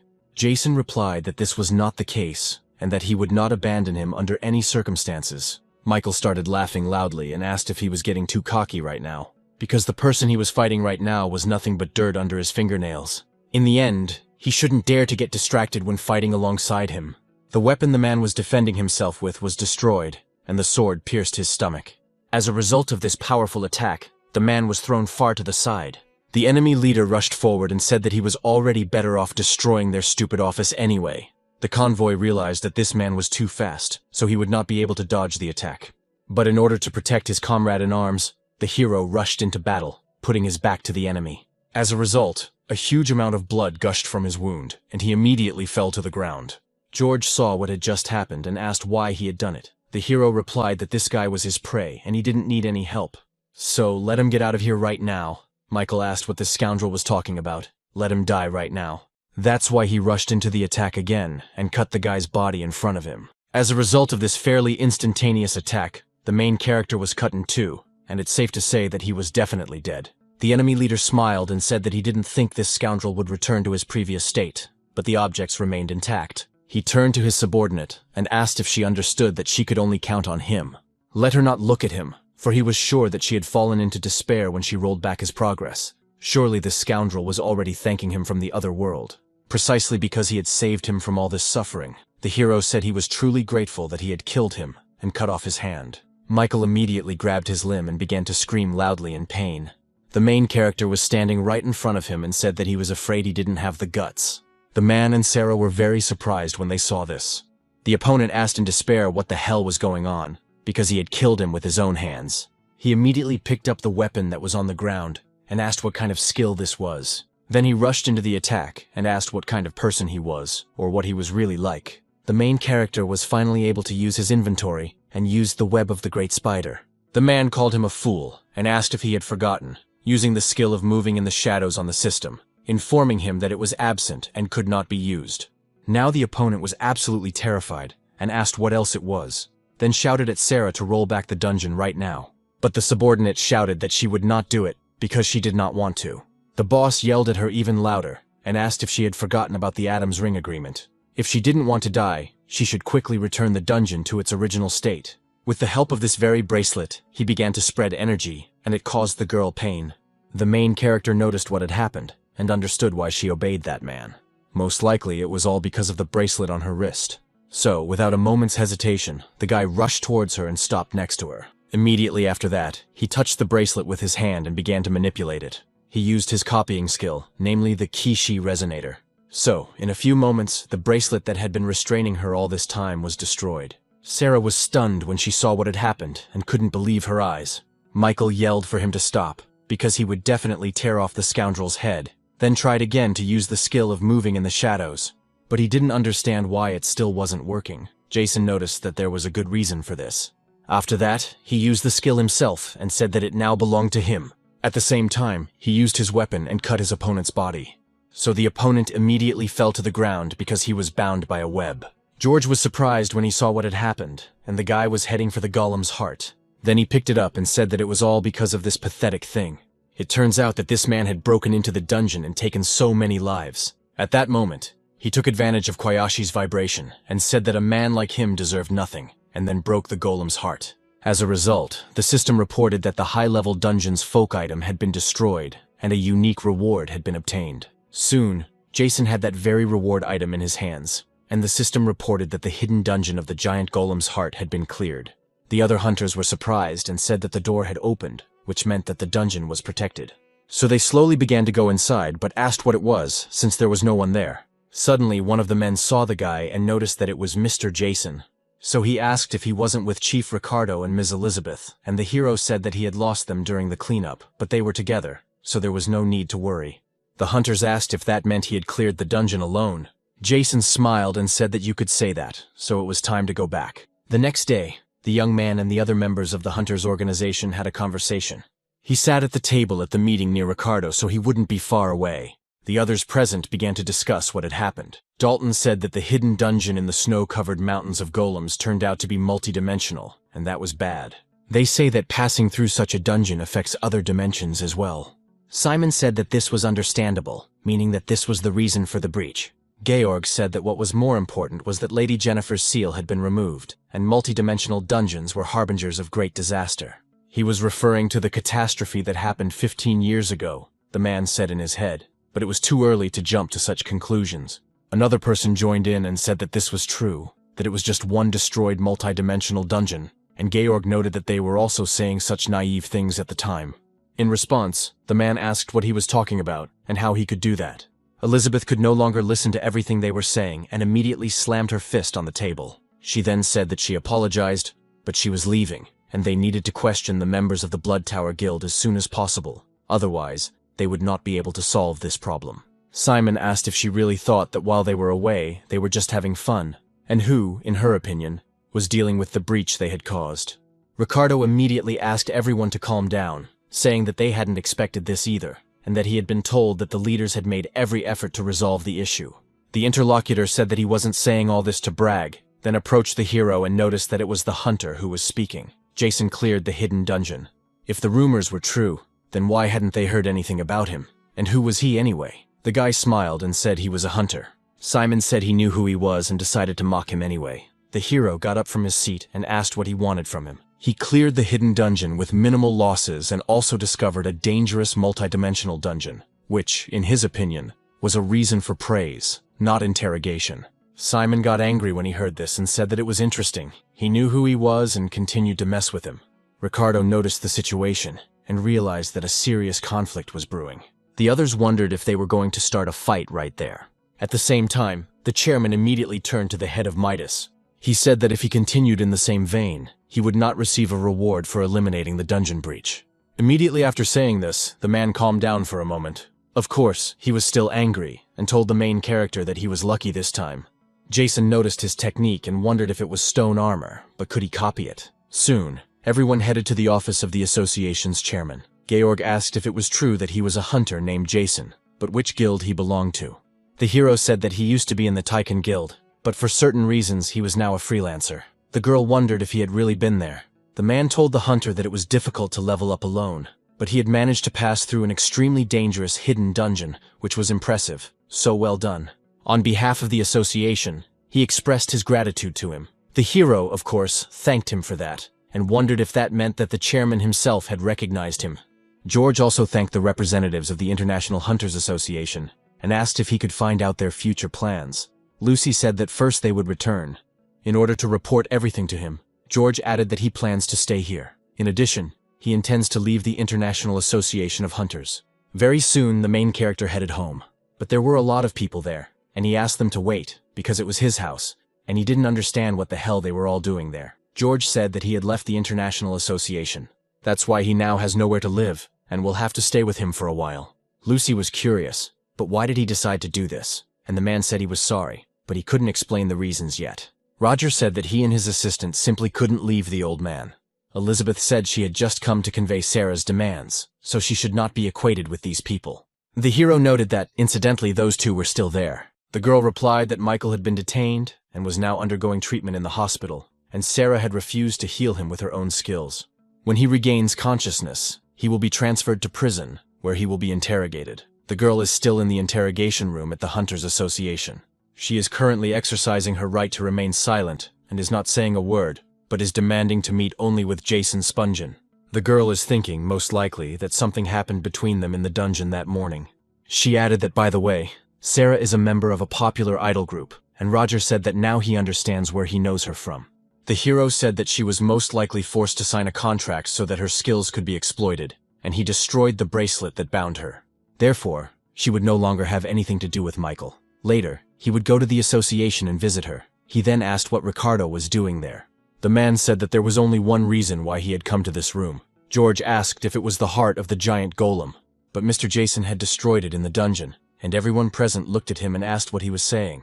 The guild leader shouted, asking if he was out of his mind. How could he destroy such a super rare artifact? The main character, in turn, used his inventory and took this thing out of it. He said that what was actually destroyed in the dungeon was a fake, thinking that he had broken a copy, so it was a fake.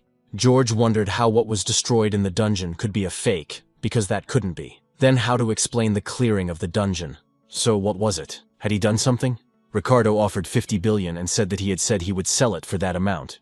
Elizabeth told him not to be surprised by the amount, as the item was worth more than that money, and the association could offer 80 billion. Roger told the elder to look at the items at auction, which start at 100 billion, and those present asked why he said that. Ricardo got angry and asked why he had gone so far, because the guy had promised to sell it to him. So he shouted further, "How about 200 billion? If that's not enough, let him name the price at which he is willing to sell it." A short time later, the hero was lying at home with the artifact in his hands, thinking that this couldn't be true, that it really wasn't worth 200 billion. That is, he would secretly put the copied golem's heart up for auction abroad, so he would soon become obscenely rich. The guy was happy about this and thought that in addition, thanks to clearing the dungeon, his level had risen to almost 300. He then got up and said that he was so preoccupied with money that he completely forgot about the unique reward. That's why he went to his inventory and took it out. The system informed him that it was a sealed item, and that he could remove the seal by pouring a little mana into it. Jason noticed that if we're talking about it, it's easier than easy for him. So he did it, and another item appeared in his hands, called a particle of dimensions. The system said that by collecting all the particles, he could create a key of dimensions. This would open the doors to the desired dimensions, and the particles would be attracted to each other. Their number and the level of access would depend on the level of the key. The hero thought about what else the measurement particle could do. It would become a key, one of 5, which meant there were 4 more. But why wasn't it automatically copied? Naturally, the guy tried to copy it, but the system reported that it was an item that could not be copied and pasted. Jason realized that it couldn't be copied, which meant he would have to collect everything himself. But that was bad because this skill seemed to be becoming useless. A few moments later, the guy heard a knock on the door and asked who was there. It turned out to be George, who addressed him and said he wanted to clarify something with him. The guy asked if this gentleman was still awake. A few moments later, they looked at each other, quite hostile. The main character saw that the man who had come to him was holding his own weapon. So the guy got up from his seat and asked what this man was up to. The man, in turn, did not hesitate for a second and immediately rushed to attack. So a few moments later, the guy's body was pierced by his blade. 15 years ago, Europe was talking about when the terrible disaster happened. Monsters were destroying everything around them, one of which was a level 500+ drake, a creature classified as a lower species of dragon, but with characteristics comparable to the higher ones. People shouted that this creature was using fire and were the first to pursue it, aiming to strike it with a magical explosion with an ice attribute. The wizard who arrived at the scene of the battle shouted that he understood everything. The woman headed in his direction and immediately used her technique called Ice Bolt. The creature in turn did not simply let this attack pass and hid behind its wings. The man said that he didn't have a single scratch on him, but his companion asked if they really couldn't handle such an ultra monster from class that had appeared out of nowhere on their own. Drake didn't stop for a second, so he attacked the rest of the people with his fire. Those who were caught in this massive attack tried to hide, running away so that the deadly fire would not reach them. But the creature circled around, trying to kill as many people as possible. One of the men ran away and told George that they should run, because they couldn't fight it. The appearance of the anomalous monster plunged the world into hell, and as a newly awakened novice hunter, the man resigned himself to death. But suddenly he heard someone address him and ask if the rookie was okay. The guy immediately opened his eyes and couldn't believe he was still alive. It turned out that right in front of him was the man who had just saved him. George looked at him closely and wondered if this was the legendary man, because he could say for sure that he was the world-famous hunter Frederick Hugh, the guy thought. Thank God he was saved. A few moments later, Drake, who had been raging all this time, was defeated. George was stunned when he saw the huge amount of blood in front of him. The creature was still alive, but it was looking strangely to the side. Soon, something strange began to happen in its stomach, as if there were small explosions, and it was bursting apart. So when its body reached its peak, it exploded into small pieces. Of course, it was struck by the legendary hunter Frederick. George realized that he had done it, and thought it was just amazing, thought he should wait, wondering if he had just been killed. He couldn't actually see the bodies, but he didn't understand what was happening. Soon a girl appeared and told Frederick that she had told him not to use it in front of strangers, and the guy thought he didn't understand when she arrived. So was it she who saved him from this huge explosion? The man said it was an emergency, and it was the fastest way to defeat this entity. The girl noticed, of course, that his scales were as hard as a dragon's, and if they had left it alone, the country could have been destroyed. Frederick approached the man and told him what he had just seen, asking if he would keep it a secret. The man was a little surprised, but said that he would, of course. The other hunters arrived and said that it was unclear who had defeated Drake, and that someone had even torn him apart like that. Frederick said he thought it was time for them to leave, and the girl added that she agreed. The guy stood up and said that he had recently become a hunter. His name was George Grant, and he was from the Grant family, so he asked people to remember him. In response, Frederick said he would remember him, and gave his full name. George thought he was a hunter, whose skill surpassed death and the greatest hunter in the world, Frederick Hugh. But at that time, the guy had no idea.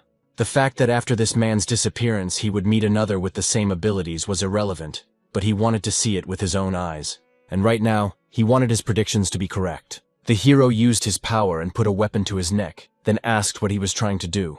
The man thought that, as he had expected, Jason had the same skill as Frederick Hugh. His interlocutor said that he was really sorry, but he just wanted to check and see his skill with his own eyes. The hero said that he was trying to kill him to check. Suddenly, they heard Roger addressing the older man and looked at him. The young man was very surprised and frightened at that moment, so he asked what was going on.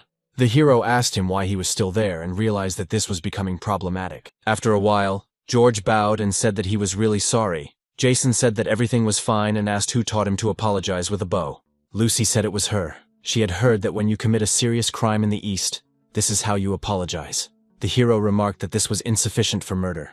The man said that in order to atone for his guilt, he would stay with him. The guy told him not to decide everything on his own. Roger asked if the elder had the same resurrection skill as Frederick, and his interlocutor told him not to call him that. The subordinate noted that this was the ability to return to life after death, and that was why the hero was so strong. The hero thought he should let them think incorrectly for now. He said it didn't matter, and then asked why Lucy hadn't come back too. His interlocutor held out the artifact and said she needed to talk to him about it. Jason realized that this was the very piece he had recently received as a reward. The hero asked if her spatial object had suddenly started to resonate, and Lucy replied that it had, that she had followed it and was surprised when it led her to this room.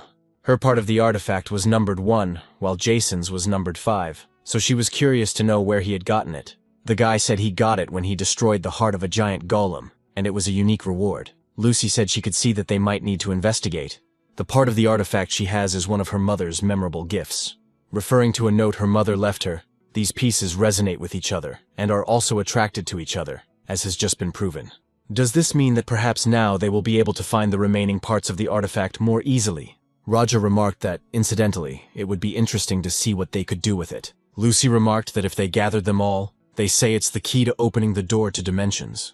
Jason asked if they could really open the door with it, perhaps similar to the multidimensional dungeon they had found. The girl replied that this was correct. If multidimensional dungeons existed, like the one hidden in the snowy field of the golem, collecting the pieces would form the key. Therefore, they should be able to freely open and close the door between dimensions, as well as travel through them. The guy said that Lucy had come to Japan not only to search for her mother's whereabouts, but also to gather information about this artifact. The girl said that was right. She believed that her mother and father were alive somewhere in another dimension. George said he agreed because he couldn't imagine them being dead. Roger asked if that was the case. Why hadn't they returned? Could it be that they didn't have the key to this dimension, or that the door could only be opened from this side? Lucy said that this was, of course, possible, or perhaps they were staying there for some reason. The hero thought that they had decided not to return, so perhaps they had some other reason to stay, something even more terrible than the great catastrophe. Jason noted that, in any case, if they could open and close the door to the dimension with a key, they could close the multi-dimensional dungeons to prevent the catastrophe. Roger wondered how this thing could become a key. At the same time, a small golem reached out for it with its hand. Because of this, he pushed the two particles together, and they collided violently. A few moments later, they changed their orientation and ended up where they were supposed to be next to each other. Soon, there was only a bright flash of light and a force that spread throughout the area.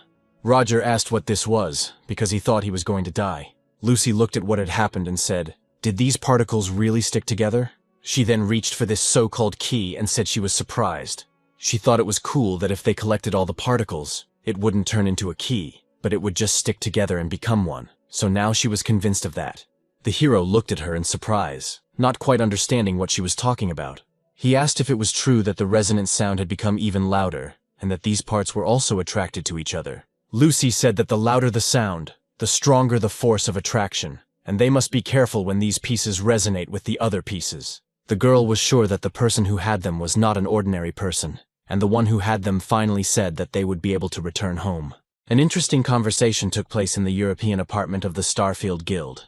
The leader asked the girl why she was laughing, since the guys from the Bloody Tower Guild had failed their mission. Sylvia said that the leader had finally received the gift of movement, and they congratulated him because he had taken another step on the path to becoming transcendent. The man said that now he could only use it to move short distances, but eventually he would be able to make it grow only with the help of copying skills. The elf noted that this might soon become possible, and her interlocutor asked on what basis she was saying this. The girl noted that the part in her hands began to resonate, so one of the 5 parts was connected to another, and the one they had should tell them where the rest were. Jonathan asked if she meant that all 5 parts of the artifact had been found, and it seemed that she would soon be able to return home. The girl replied that this was correct. The man asked if her place of residence did not have its own key. Sylvia replied that this was not the case, that one of them did have a key, but that it was now impossible to open the spatial door from the other side, which had happened 15 years ago because of the magician Jennifer. All the spatial doors that were connected to the Earth were locked with a key that was on the other side of the Earth. It was divided into 5 parts, and all of them were sealed in different places. Jonathan said that as soon as they collected these parts, they would open the lock, but would the spatial door open again? His interlocutor noted that everything was correct. First, they would open the spatial door to the fairy country, her homeland, the sacred tree.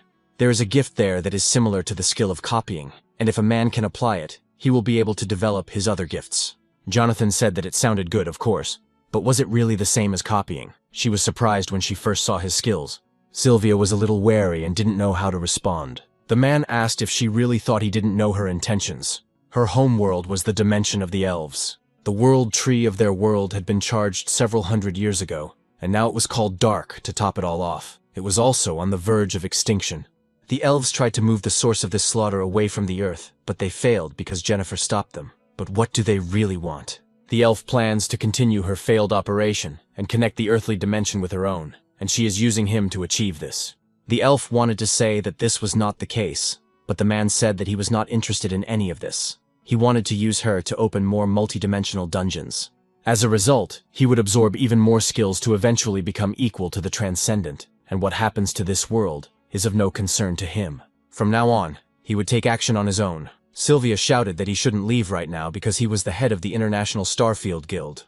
If he moved without any justifiable reason, he could attract unwanted attention and become someone to be feared. Therefore, after completing their preparations, they would have sufficient grounds for him to relocate. In the Forest of Death in the Japanese dungeon, a monster raged. This creature is called Null, and it is level 90. These monsters, which are a mixture of goblins and wolves, may have low combat power individually, but they are very intelligent and act in packs, which makes them very dangerous. And it was these monsters that spotted the humans and immediately rushed to attack them.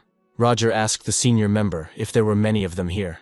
George was next to them and said that there were, and that they'd better retreat. Jason thought that this was the dungeon he had finally found because he had asked Elizabeth about it, so there was no way he was going to retreat. This was the perfect chance to level up the golems, so he asked the creatures what they were waiting for and told them to hurry up and come to him. It was unclear whether the monsters understood him or not, but they still rushed into the attack even more fiercely. His companions were surprised and didn't understand what this man was doing.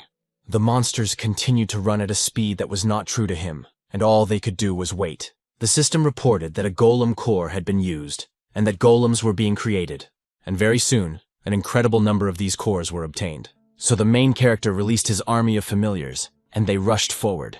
Roger wondered where the golems had come from, and the man asked if it was really the guy who had summoned them. The hero smiled and said that it was eye for an eye, and also pack for pack. George wondered if he could really summon so many golems, so they didn't understand what the hell had happened, and what the true nature of this skill was. The goblin-wolf hybrid attacked the smallest golems.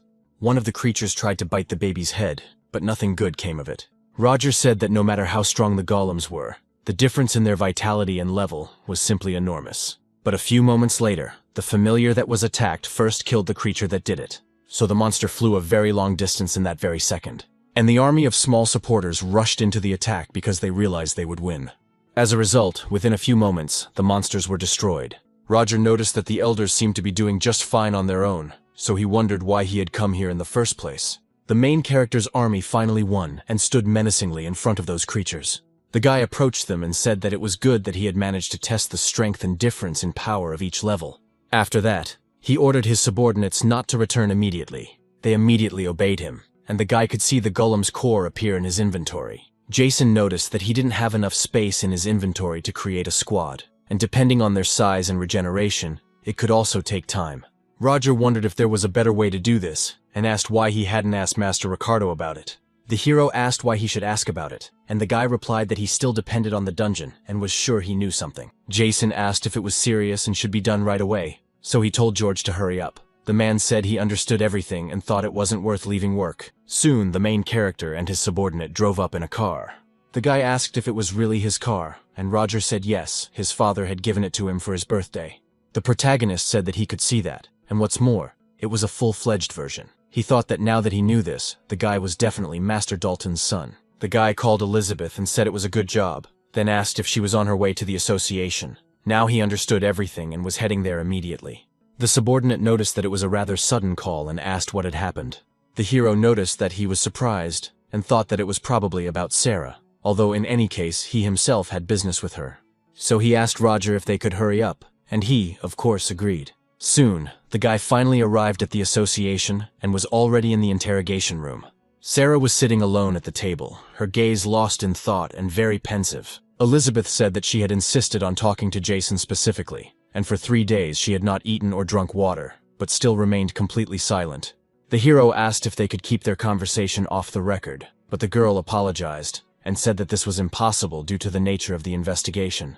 Jason thought that whatever happened, even if the true nature of his cursed skill was revealed here, he could still learn her ability and undo all of this, because that was his top priority now, and he headed for the interrogation room. First, he approached Sarah and immediately placed a glass of water in front of her.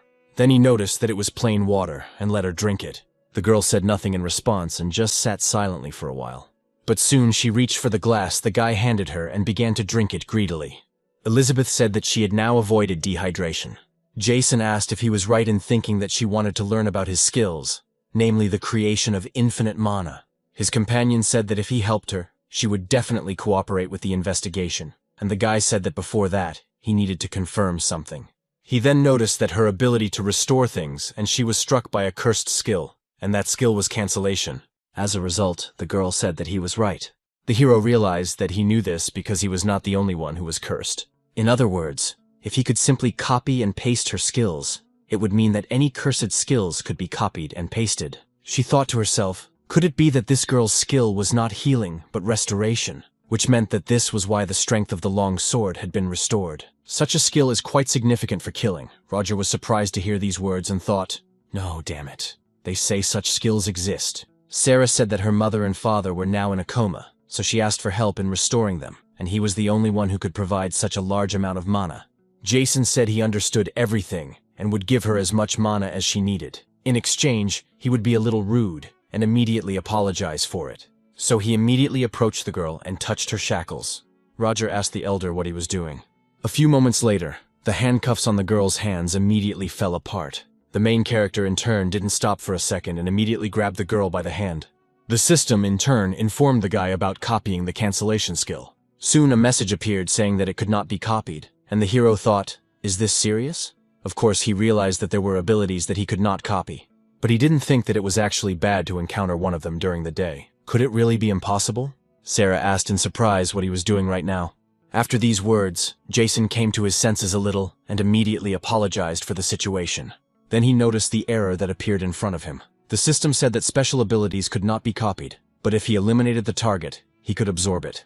If he fulfilled this condition, he would then be able to copy abilities as usual. The guy realized that if it was about eliminating targets, then it must be murder, and if he did it, would he be able to copy the ability as usual?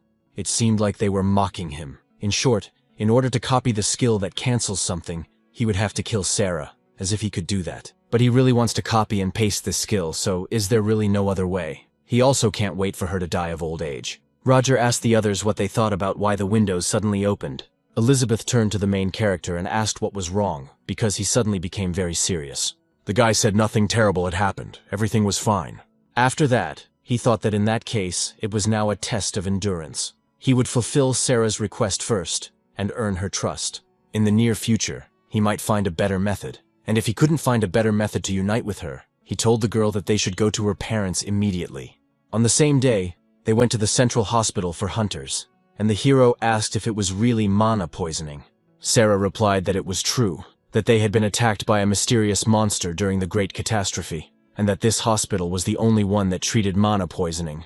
Jason understood why they were hospitalized here. She must have teamed up with Michael to earn money for treatment at the hospital. He then asked if Michael was also being treated here, and Elizabeth confirmed that he was currently in an underground room. After he is cured, they plan to transfer him to prison and conduct an investigation. He then asked Sarah if she was worried, but his interlocutor replied that everything was fine, and suddenly George saw something strange.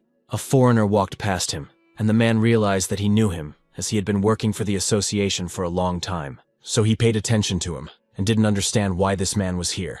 The man, in turn, did not stop and continued walking toward the ward, which was guarded by security. One of them saw him and told him to stop, because this area was off limits without permission. The guy handed him a piece of paper and said he was grateful for their hard work. The guard took it and saw that it was the name of a search skill and didn't understand what it was. But just a few moments after he said that, he saw dark magic in front of him. Both guards were terrified because dark energy was heading straight for them at incredible speed. Very soon, both of them were completely engulfed by this energy. Subconsciously, it seemed to them that they were somewhere far away, but in reality, they were in the same place. Only now they had turned dark. Charlie told them to bring the man who was inside and do what was necessary, then return here, and they immediately obeyed. After that, the stranger headed forward, toward where there was some kind of capsule. When he approached it, you used dark magic again, and a purple ball appeared in your hands. Sylvia had said earlier that she had a job that only he could do, so the guy was surprised and asked about it. The girl showed him the ball and said that in the unlikely event that the blood tower collapsed, she wanted him to scatter it throughout Tokyo. Charlie asked what it was, and the elf said she had brought it from her homeland. It was the fruit of a tree from a polluted world, and with this fruit, a barrier could be created, and it would open up space. The guy asked what she meant by opening a space, and the girl said that to believe it, you had to see it first. After a while, Charlie saw something that greatly impressed him, something he did not expect to see. His companion used the item she wanted to give him, and then said that this was only one fruit, and that she could only show him this. She wants to give Starfield and Jonathan a reason to go public, and the guy wondered if that meant she wanted to build an escape route from his Tokyo dungeon. The organization and he are closely connected by their families, so now he definitely cannot back down. The man, who had been lying unconscious for a long time, finally got up and took off his mask. He was very surprised, so he asked how it was possible that he was still alive. After that, he looked to the side and was not surprised when he saw familiar faces. His wife was also there, alive and well as his own daughter. He turned to Sarah, and she responded in kind. Roger stood there with tears in his eyes, looking at this heartbreaking scene. The older sister was shocked when she saw how he treated these people. She then hit the boy on the head and asked why he was the only one crying. He told the elder that he knew his infinite mana was amazing, but he wondered if it could really revive a person who had lost consciousness. At the same time, he didn't even know if the best healers in the world could handle it, but Elizabeth understood that this recovery was incredible. If there was even one mistake, everything would be bad. The girl would really have to use the association to save this child. Although she decided that she had to witness this herself, the guy told the girl to think about it and wondered where George was. Lucy replied that now that he mentioned it, she didn't know where he was either. Charlie, trying to hide his identity, was moving forward with the man. After a short while, he stopped because the system had given him some information. His search skill indicated that a person with a similar ability had been found. The guy immediately took off his hat and asked if there was really someone with that skill in the hospital. The man in front asked what the hell he was talking about, then realized that Sarah's parents were in this hospital. He hoped they wouldn't tell him that the guy standing right there was somehow connected to him. But then someone called out Charlie's full name. It turned out to be George, who said that the guy was hiding his face with a hat, so he almost didn't recognize him. The man remarked to him that it was interesting that someone from the International Hunters Association had come to Japan, and in the end, he wanted Michael like a dog wanted Strawfield. Charlie said he heard that he had left the International Hunters Association, so what was he doing here? George used magic and started pulling out a weapon, saying that the man next to him was a criminal, so he, who was helping him, was also one. The foreigner said that he was as reckless as ever and couldn't he see that this was a hospital. Michael asked him to give him a weapon because all his equipment had been confiscated, and since he had come alone, he just wanted this man to teach him a lesson.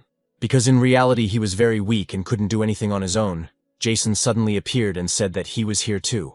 The man noticed that he was a scoundrel, because his ability was incomprehensible. How dare he behave like that? A few moments later, Charlie saw that the system had notified him of a new search. It said that this person had the ability to copy, as well as to bet. Charlie immediately smiled and thought that he had finally found the skill of copying right in front of him. At the same time, Elizabeth approached and said that it was terrible, because one thing after another was happening. First Michael, and now international crime. That's why, without a second thought, she immediately took out her weapon. The man looked ahead and saw that it was his acquaintance, who possessed a blade witch. The guy was also surprised and wondered if this final boss had suddenly appeared to put an end to everything. The girl said that her horoscope said that today she was unlucky in the most unfortunate and possible way, which was probably why all the overtime work existed. People said that it was Elizabeth the Hunter and she was holding her weapon, so it was unclear what had happened. Michael wondered if they couldn't just take a break. A few moments after saying this, he saw several pairs of handcuffs in front of him. They wondered if these were restraints. The girl noticed that if they could put them on themselves, then they could resolve everything peacefully, and she could go home early too. The man smiled and said that it was quite humiliating. Then he turned to the ordinary citizen and immediately grabbed her by her clothes. At the same time, he asked if this hospital really didn't understand, and that he could take any patient hostage if they didn't want anyone to get hurt. In that case, they should resolve everything peacefully. Elizabeth did not listen to him at all, and rushing into the attack immediately struck him. The blow was so strong that the man did not have time to react and flew a very long distance. Without stopping his momentum, he hit the wall hard. So hard that blood immediately gushed from his mouth, and he lost his concentration. People shouted that the hunters were fighting behind them and that they needed to run away. Charlie was terrified and thought that the attack was too fast, and he couldn't even see it. The girl interrupted his thoughts and turned to him. She then asked if he was really different from Michael, and if they should resolve this peacefully. His interlocutor did not answer and only turned his head away. She looked at the man who had just been literally hit and wondered if they were different. Were they really different, or were they not? She immediately remembered her conversation with the elf, whom she had asked why he had been chosen. The girl replied that the cosmic tree was infected with dark mana, and ordinary people could be poisoned by dark mana. But was it true that it did not affect him? And that the master of the Bloody Tower was the same? The guy was surprised to hear that he was the same as Michael. Sylvia continued, saying that it was all true, that he too had violated the international treaty on the use of skills that required dark mana. This was done to make the infected space tree bloom. They needed to use skills that depended on this dark power. The guy realized that, in other words, he was the same because he had recently used the power. Smiling slightly, he exhaled and said that he was the same as Michael. Therefore, he could say that this whole situation could not be resolved peacefully. He immediately began to take out his own weapon and said that he needed this man. That's why he'll take it and leave no matter what. Elizabeth noticed his weapon and thought that the ball looked quite familiar. George said it was Angelus's rapier, and it seemed that this guy was really serious. So the hero asked what he meant. The man noted that this ball had been passed down from generation to generation in a family of holy knights in Britain, and that it was the only holy ball in the whole world. It was of the same rank as the long sword of the Khaleesi dragon, specializing in cutting rather than stabbing blows, and the hero was surprised by its level. He must have noticed that everything was correct, but it was different from a long sword in that it had no attack power, but it regulated the level, also known as the Inquisitor of Heretics. It can nullify all skills and weapons that it considers kinetic. Elizabeth uses a magic sword, a witch's blade, so that's bad. And so, after a few moments, the opponent's weapons clashed in battle. The girl noticed that her weapon was beginning to lose, and therefore the fight was not going well. Jason saw that she had missed a blow and immediately began to worry. Elizabeth told him not to interfere because if he made more noise, he would disturb the peace in the hospital. After that, she immediately pushed her opponent's weapon away, and he was shocked. She then jumped up and prepared to strike him with her sword. Charlie noticed the rather swift attack and jumped back, then asked if she really wasn't going to use her skills just because they were in a hospital. And maybe she thinks she can win with her weapon like this. While the stranger was distracted by his conversations, he noticed that a weapon was already flying towards him. Fortunately for him, he managed to react and held his sword directly in front of him. But holding such a weapon was quite difficult for him because it was heavy. That's why, under the girl's pressure, he had to retreat again. When he did so, he felt blood gushing from his nose. He realized that simply by blocking her attack, his internal organs had been damaged even before the swords clashed. The difference in their levels was colossal. It turned out that it was precisely this power of the 10th strongest hunter in the world that the girl asked if he wanted to resolve everything peacefully now. At that moment, Charlie, who had already started to panic, decided that since they were in the hospital, he didn't want to use his special skills unnecessarily. Suddenly, Michael addressed them and said that this hunter was just a scoundrel. Everyone immediately turned their attention to him and saw that the man was already conscious. He got up, and it was clear that a dark flower was growing out of his stomach. With a smile on his face, he said that this was the very hospital they so desperately wanted to protect. And he, in turn, would erase its entire existence and immediately planted the flower. Charlie immediately shouted for him to stop and not do that because it was a hospital. The man asked if he understood correctly that this man was going to place it in key locations in Tokyo. In that case, they should leave this flower in this hospital as well. The main character asked what Michael was talking about, and the guy persuaded him. George turned his attention forward and said that it was dark mana. The guy asked about it in surprise, and the ally said that the mana possessed by users of dark skills seemed to be something Michael also understood how to use. There is too much of this dark power, and if it continues, ordinary people in the hospital will be poisoned by it. The main character used giant spider silk and simultaneously activated the shadow movement skill. At the same time, he declared that the person who did all this was simply a scoundrel. At the same time, he tied him up and shouted for him to stop this whole situation right now. But Michael said that he could no longer do anything and that it was too late. The hero asked in surprise if he was telling the truth. Well, the flower that this man had planted was actually emitting large amounts of dark mana. The power spread quickly throughout the hospital, penetrating literally every corner. It was because of this power that even ordinary civilians suffered. The dark tree gradually spread its roots, and soon the hospital was completely saturated with this power. Very soon, a huge tree appeared, on which parts of the hospital were held. The doctor held the patient, who was hanging and begging for help, but after a few moments he couldn't hold her, and her body immediately began to fall. The girl was very frightened at that moment and began to scream loudly. But fortunately, the main character was able to use his threads to save her. A few moments later, he calmly laid her on the ground. He then asked if she was all right and asked her to follow him to evacuate. She smiled sweetly when she saw him and thanked him, and the hero thought that it was good that the patient could move on her own. But the situation that had occurred now looked very scary. So he looked down and saw that there were many patients there, some of whom were so badly injured that they could not move on their own. He looked further and saw that Elizabeth and George were taking care of others right now. The hospital was filled with a dark aura, and if this continued, it would infect them all. And if that happened, it would be very bad. In that case, they would be forced to restore the entire hospital with Sarah's ability. There were quite a few people under the rubble. Roger and his golem were rescuing a man, and he asked to lift a piece of the belt. It was excellent work, and they would soon be done. Soon, the main character appeared and immediately turned to his subordinate. The guy noticed him and said that it was the older one, but he was curious about what had really happened here. The little assistant threw a huge piece of debris aside at the same time. Jason came closer and asked if everything was under control here, and the guy noted that this branch was safe thanks to Lucy. The main character was surprised, because he didn't know that the girl would be right here. Soon he came closer and noticed a huge amount of ice holding the hospital in place. So he touched the crystals and asked if it was really ice. The girl replied that he was right, and that it was an ice barrier. It helped prevent the destruction of the hospital ward, but it couldn't completely block the dark mana. A few moments later, his companion destroyed it so that the guy could enter. He and his subordinate began to walk and said that in any case, he was glad that they were safe. He said that the strange tree had destroyed most of the hospital, and that the spread of dark mana was making the situation even more dangerous. The fastest way to solve this problem was to rebuild the hospital, but it might be too early, as the girl thought. Whether she was ready for it, Sarah said she could do it. Because she had already recovered from the dungeon, and because of Jason, they shouldn't worry about the mana. So they soon arrived at the tree, and Roger noticed that it was bigger than he expected. So is this tree the reason? But where did it come from, and how did it get here? Jason noticed that Michael's robot had escaped, and then this tree appeared. Sarah realized that he knew her parents were here, but he did it anyway because he didn't care if they died.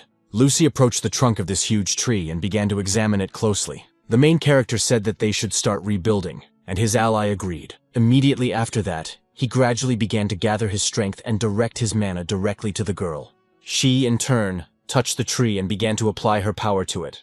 And when she began to do so, the tree gradually began to move on its own. The main character, in turn, felt some pain and even groaned a little. But very soon, the roots of the trees began to gradually retreat in the other direction. Elizabeth and George were still near the civilians, watching what was happening. Very soon they saw that the roots, which had completely filled the entire hospital, began to retreat. Sarah continued to use her power, and so everything returned inside the tree. Dark magic also penetrated there in large quantities. Very soon, it spread, and the girl also fell under its influence. The hero saw this, and thought that the dark magic had just come out of the tree. His ally was in danger, and that was bad. Jason immediately stopped using his mana, and rushed towards Sarah to help her. At that moment, he also told the system to use the spider thread. But the dark mana did not stop and continued to touch his body, and did so quite freely.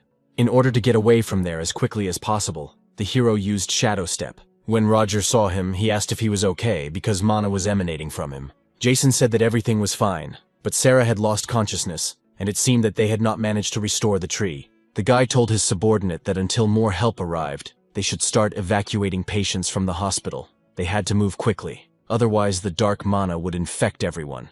Roger picked up Sarah and told his subordinate that they should run. The main character turned to Lucy and asked what she thought about it and if she knew what kind of tree it was. She replied, based on notes left by her mother, that it came from another dimension, most likely the fruit of a corrupted cosmic tree. The purpose of the fruit is to retain the source of energy from another dimension and bring that very power into this world. Since the main part of the cosmic tree exists in another dimension, the spell did not work, and the girl thinks that the fruit acts as a barrier. Therefore, it must be placed at 3 or 4 key points in Tokyo. 10 minutes later, an incident occurred in front of the central hospital. Rescuers arrived at the scene and said that they should move quickly, because they needed to transfer emergency patients immediately. Hunters also arrived and used their magic to help. One of the guys asked if it was true about the wizard of the Midas Guild, telling him to hurry up and cleanse the dark mana. The hunter told him to cover his mouth because he was trying, but nothing was working. If he continued like this, he would simply waste his mana, and nothing would come of it. The elves said that the infected cosmic tree from another dimension was right in the center of Tokyo, and even seeing it with his own eyes, he couldn't believe it. Elizabeth noticed that she apologized and had already announced a search for Michael and Charlie. Simon remarked that who would have thought that the girl would let someone like Michael just run away like that? So was it all because of Charlie? If he is involved in this, wouldn't it be easier to confront Starfield and the Hunters Association? Ricardo remarked, referring to the Bloody Tower, the Japanese guild. They could use this as an excuse, so why were they asking them to solve a problem caused by a Japanese hunter? There's no need to worry about it because the man will catch Michael soon. Those present heard a strange noise, and someone asked what was causing the tremor, wondering if the hospital was about to collapse. One of the hunters shouted to the chairman that they now had a serious problem, and the man asked what had happened. The subordinate shouted that a second tree had just appeared in the Kita area. Jason immediately thought of Michael and realized that a second one had appeared. Indeed, in the very place the guy had mentioned recently, there was a tree. The news reported that 2 large mysterious trees had appeared in different places today. The Hunters Association also discovered that dark mana was being released by these trees, and it acts like poison, so the government issued an order. Regarding the emergency evacuation in Tokyo, the man inquired where they were planning to evacuate them, while the children were delighted that they would not have to attend school tomorrow. Michael drove in the car with a smile on his face and said that in this situation, they definitely couldn't get them. He then turned to the man who had pulled him out and said that he was also quite ruthless.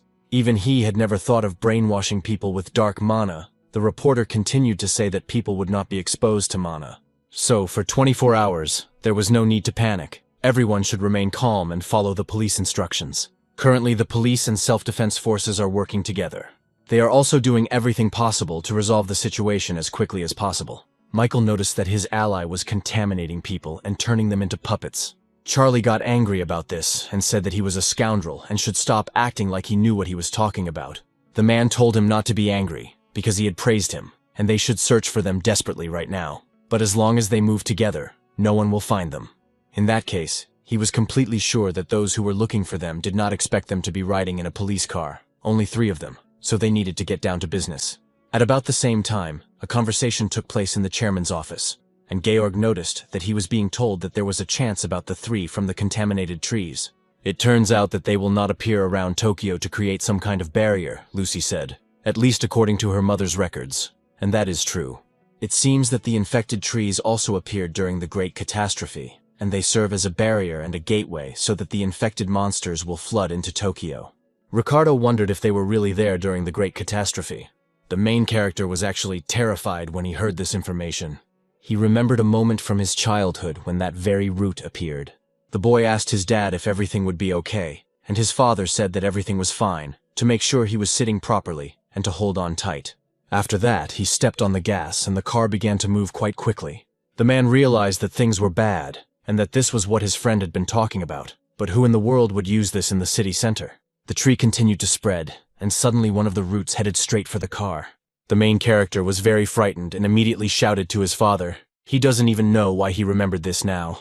Perhaps it also has some connection to his curse. So, what destroyed the car then? Probably it wasn't a monster, but an infected tree. If it was the same person as before, the guy would never forgive him. Georg said that as far as he could remember, a huge tree had definitely appeared in Tokyo at that time, but he had been so busy escaping from the dungeon that he hadn't had time to pay attention to it. So there was a barrier then too. Lucy said that according to her mother's records, a barrier made of infected trees would function as a gateway to another dimension. It would also open up a subspace. Elizabeth asked what she was talking about, and Ricardo pointed out that there was no need to set up a barrier just for a subscription contract. Why not use the contaminated trees of another dimension? It can't be to open up space for the dark spirit, can it? Elizabeth said that to open it, it was necessary to create a barrier from contaminated trees, or at least that's what she had heard. The subspace would require dark mana, from which a dark aura emanated, and one infected tree would not be enough. Lucy said that it probably wouldn't open now, but in the worst-case scenario, a door to a contaminated dimension could also open. The hero thought that if they were talking about subspaces, then they could also be talking about infinite ones. Why hadn't he thought of this before? If he could use it well, he could also solve the problem of storing inventory. Wouldn't it be possible to create infinite golems? He couldn't just let this chance slip away, so despite everything, he would definitely catch whoever was behind it and get what he wanted. Simon asked why they weren't telling the true story. They talked about a dimensional key, or whatever it was called. But in reality, it doesn't exist, and he has never seen anything like it before. The hero took it out and asked if he was talking about this thing. The man immediately looked at him and was simply stunned by this. At the same time, he asked if it was really the same key he was talking about. Lucy noticed that this memory of her mother was now combined with another part that the hunter Jason had acquired in the snowy mountains of the Golem. The man asked if it really existed, but it turned out that these 2 items could not do anything. The girl said that according to her mother's record of the Great Catastrophe in England, a contaminated dimensional door had opened, and she did not think it was a coincidence that the 2 objects had appeared at the same time. It is likely that someone brought the infected trees from another dimension, and that they may also be attached to other parts. Georg said that, as the girl noted, the worst-case scenario is that the dimensional door could indeed open, and then it would no longer be a problem only for Tokyo. He immediately contacted the International Hunters Association and the American Hunters Association for cooperation, but Ricardo said they didn't have it. After all, part of it was also in his guild, and an hour had already passed. The hero and the others went to the vault, and he thought how huge the door was, like the entrance to a dungeon. Simon noted that he knew this master was obsessed with dungeons, but let him just think that he even had a dimensional piece. Jason asked how he managed to get it in the first place. His interlocutor stated that since this man was saying nothing, it meant that he had obtained it through some backroom deal, and that it could also be a fake. Igrai paid attention to his system and realized that it was definitely not a fake. Even in his inventory, the dimensional parts resonated strongly. Finally, the owner of this repository opened the door because he wanted to show the main character that very part. Those present began to go inside and saw the wall on which the part was located. Simon noticed that the storage room was so large, but could it be that only this piece was here? The hero noticed that only Ricardo and he would be leaving from here. His companion was very surprised when he heard this, and then asked what the hell he was doing. Lucy said that combining the two pieces was quite dangerous, and who knows what would happen when they tried to combine the three pieces into one.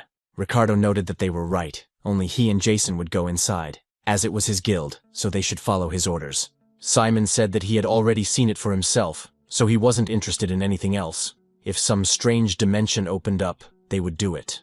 And if anything happened, he would kill them. That's why, before they left, he urged them to remember carefully what he had told them. The hero pointed out to Master Ricardo that his part was called number 4. He then asked if he could tell him where he got it, and the man told him to stop talking nonsense and do what he had to do. Then he used a barrier and said that as soon as he united them, he would immediately fall into his barrier. Jason told him not to worry. He thought he had a Dutch spider and the ability to move in the shadows, and he hadn't even taken it out of his inventory yet. When he tried to touch that part, it began to resonate strongly. Naturally, the main character saw this and immediately became alert because he understood that this did not bode well for him. A few moments later, something happened and a large funnel formed. The force that caused this knocked down the door at the entrance to the vault. Elizabeth noticed that something strange seemed to have happened inside. Ricardo was stunned when he saw the dent and the strange space and tried to reach out to the hero. Suddenly, he heard the guy exhale and say that he thought he was going to die, and was also surprised when he realized what kind of ability he had. A few moments later, he noticed the guy's voice and saw where he was, so it was definitely instantaneous movement. Jason didn't think it would just jump out of his inventory and merge. He would have died if he didn't have the skill to move in the shadows. It was impressive firepower, and he needed to be careful when he was going to combine the fourth part. The man wondered what was wrong with this guy. It turned out that he had just used the highest level of stealth and movement skill. But what was he anyway, so he turned to him.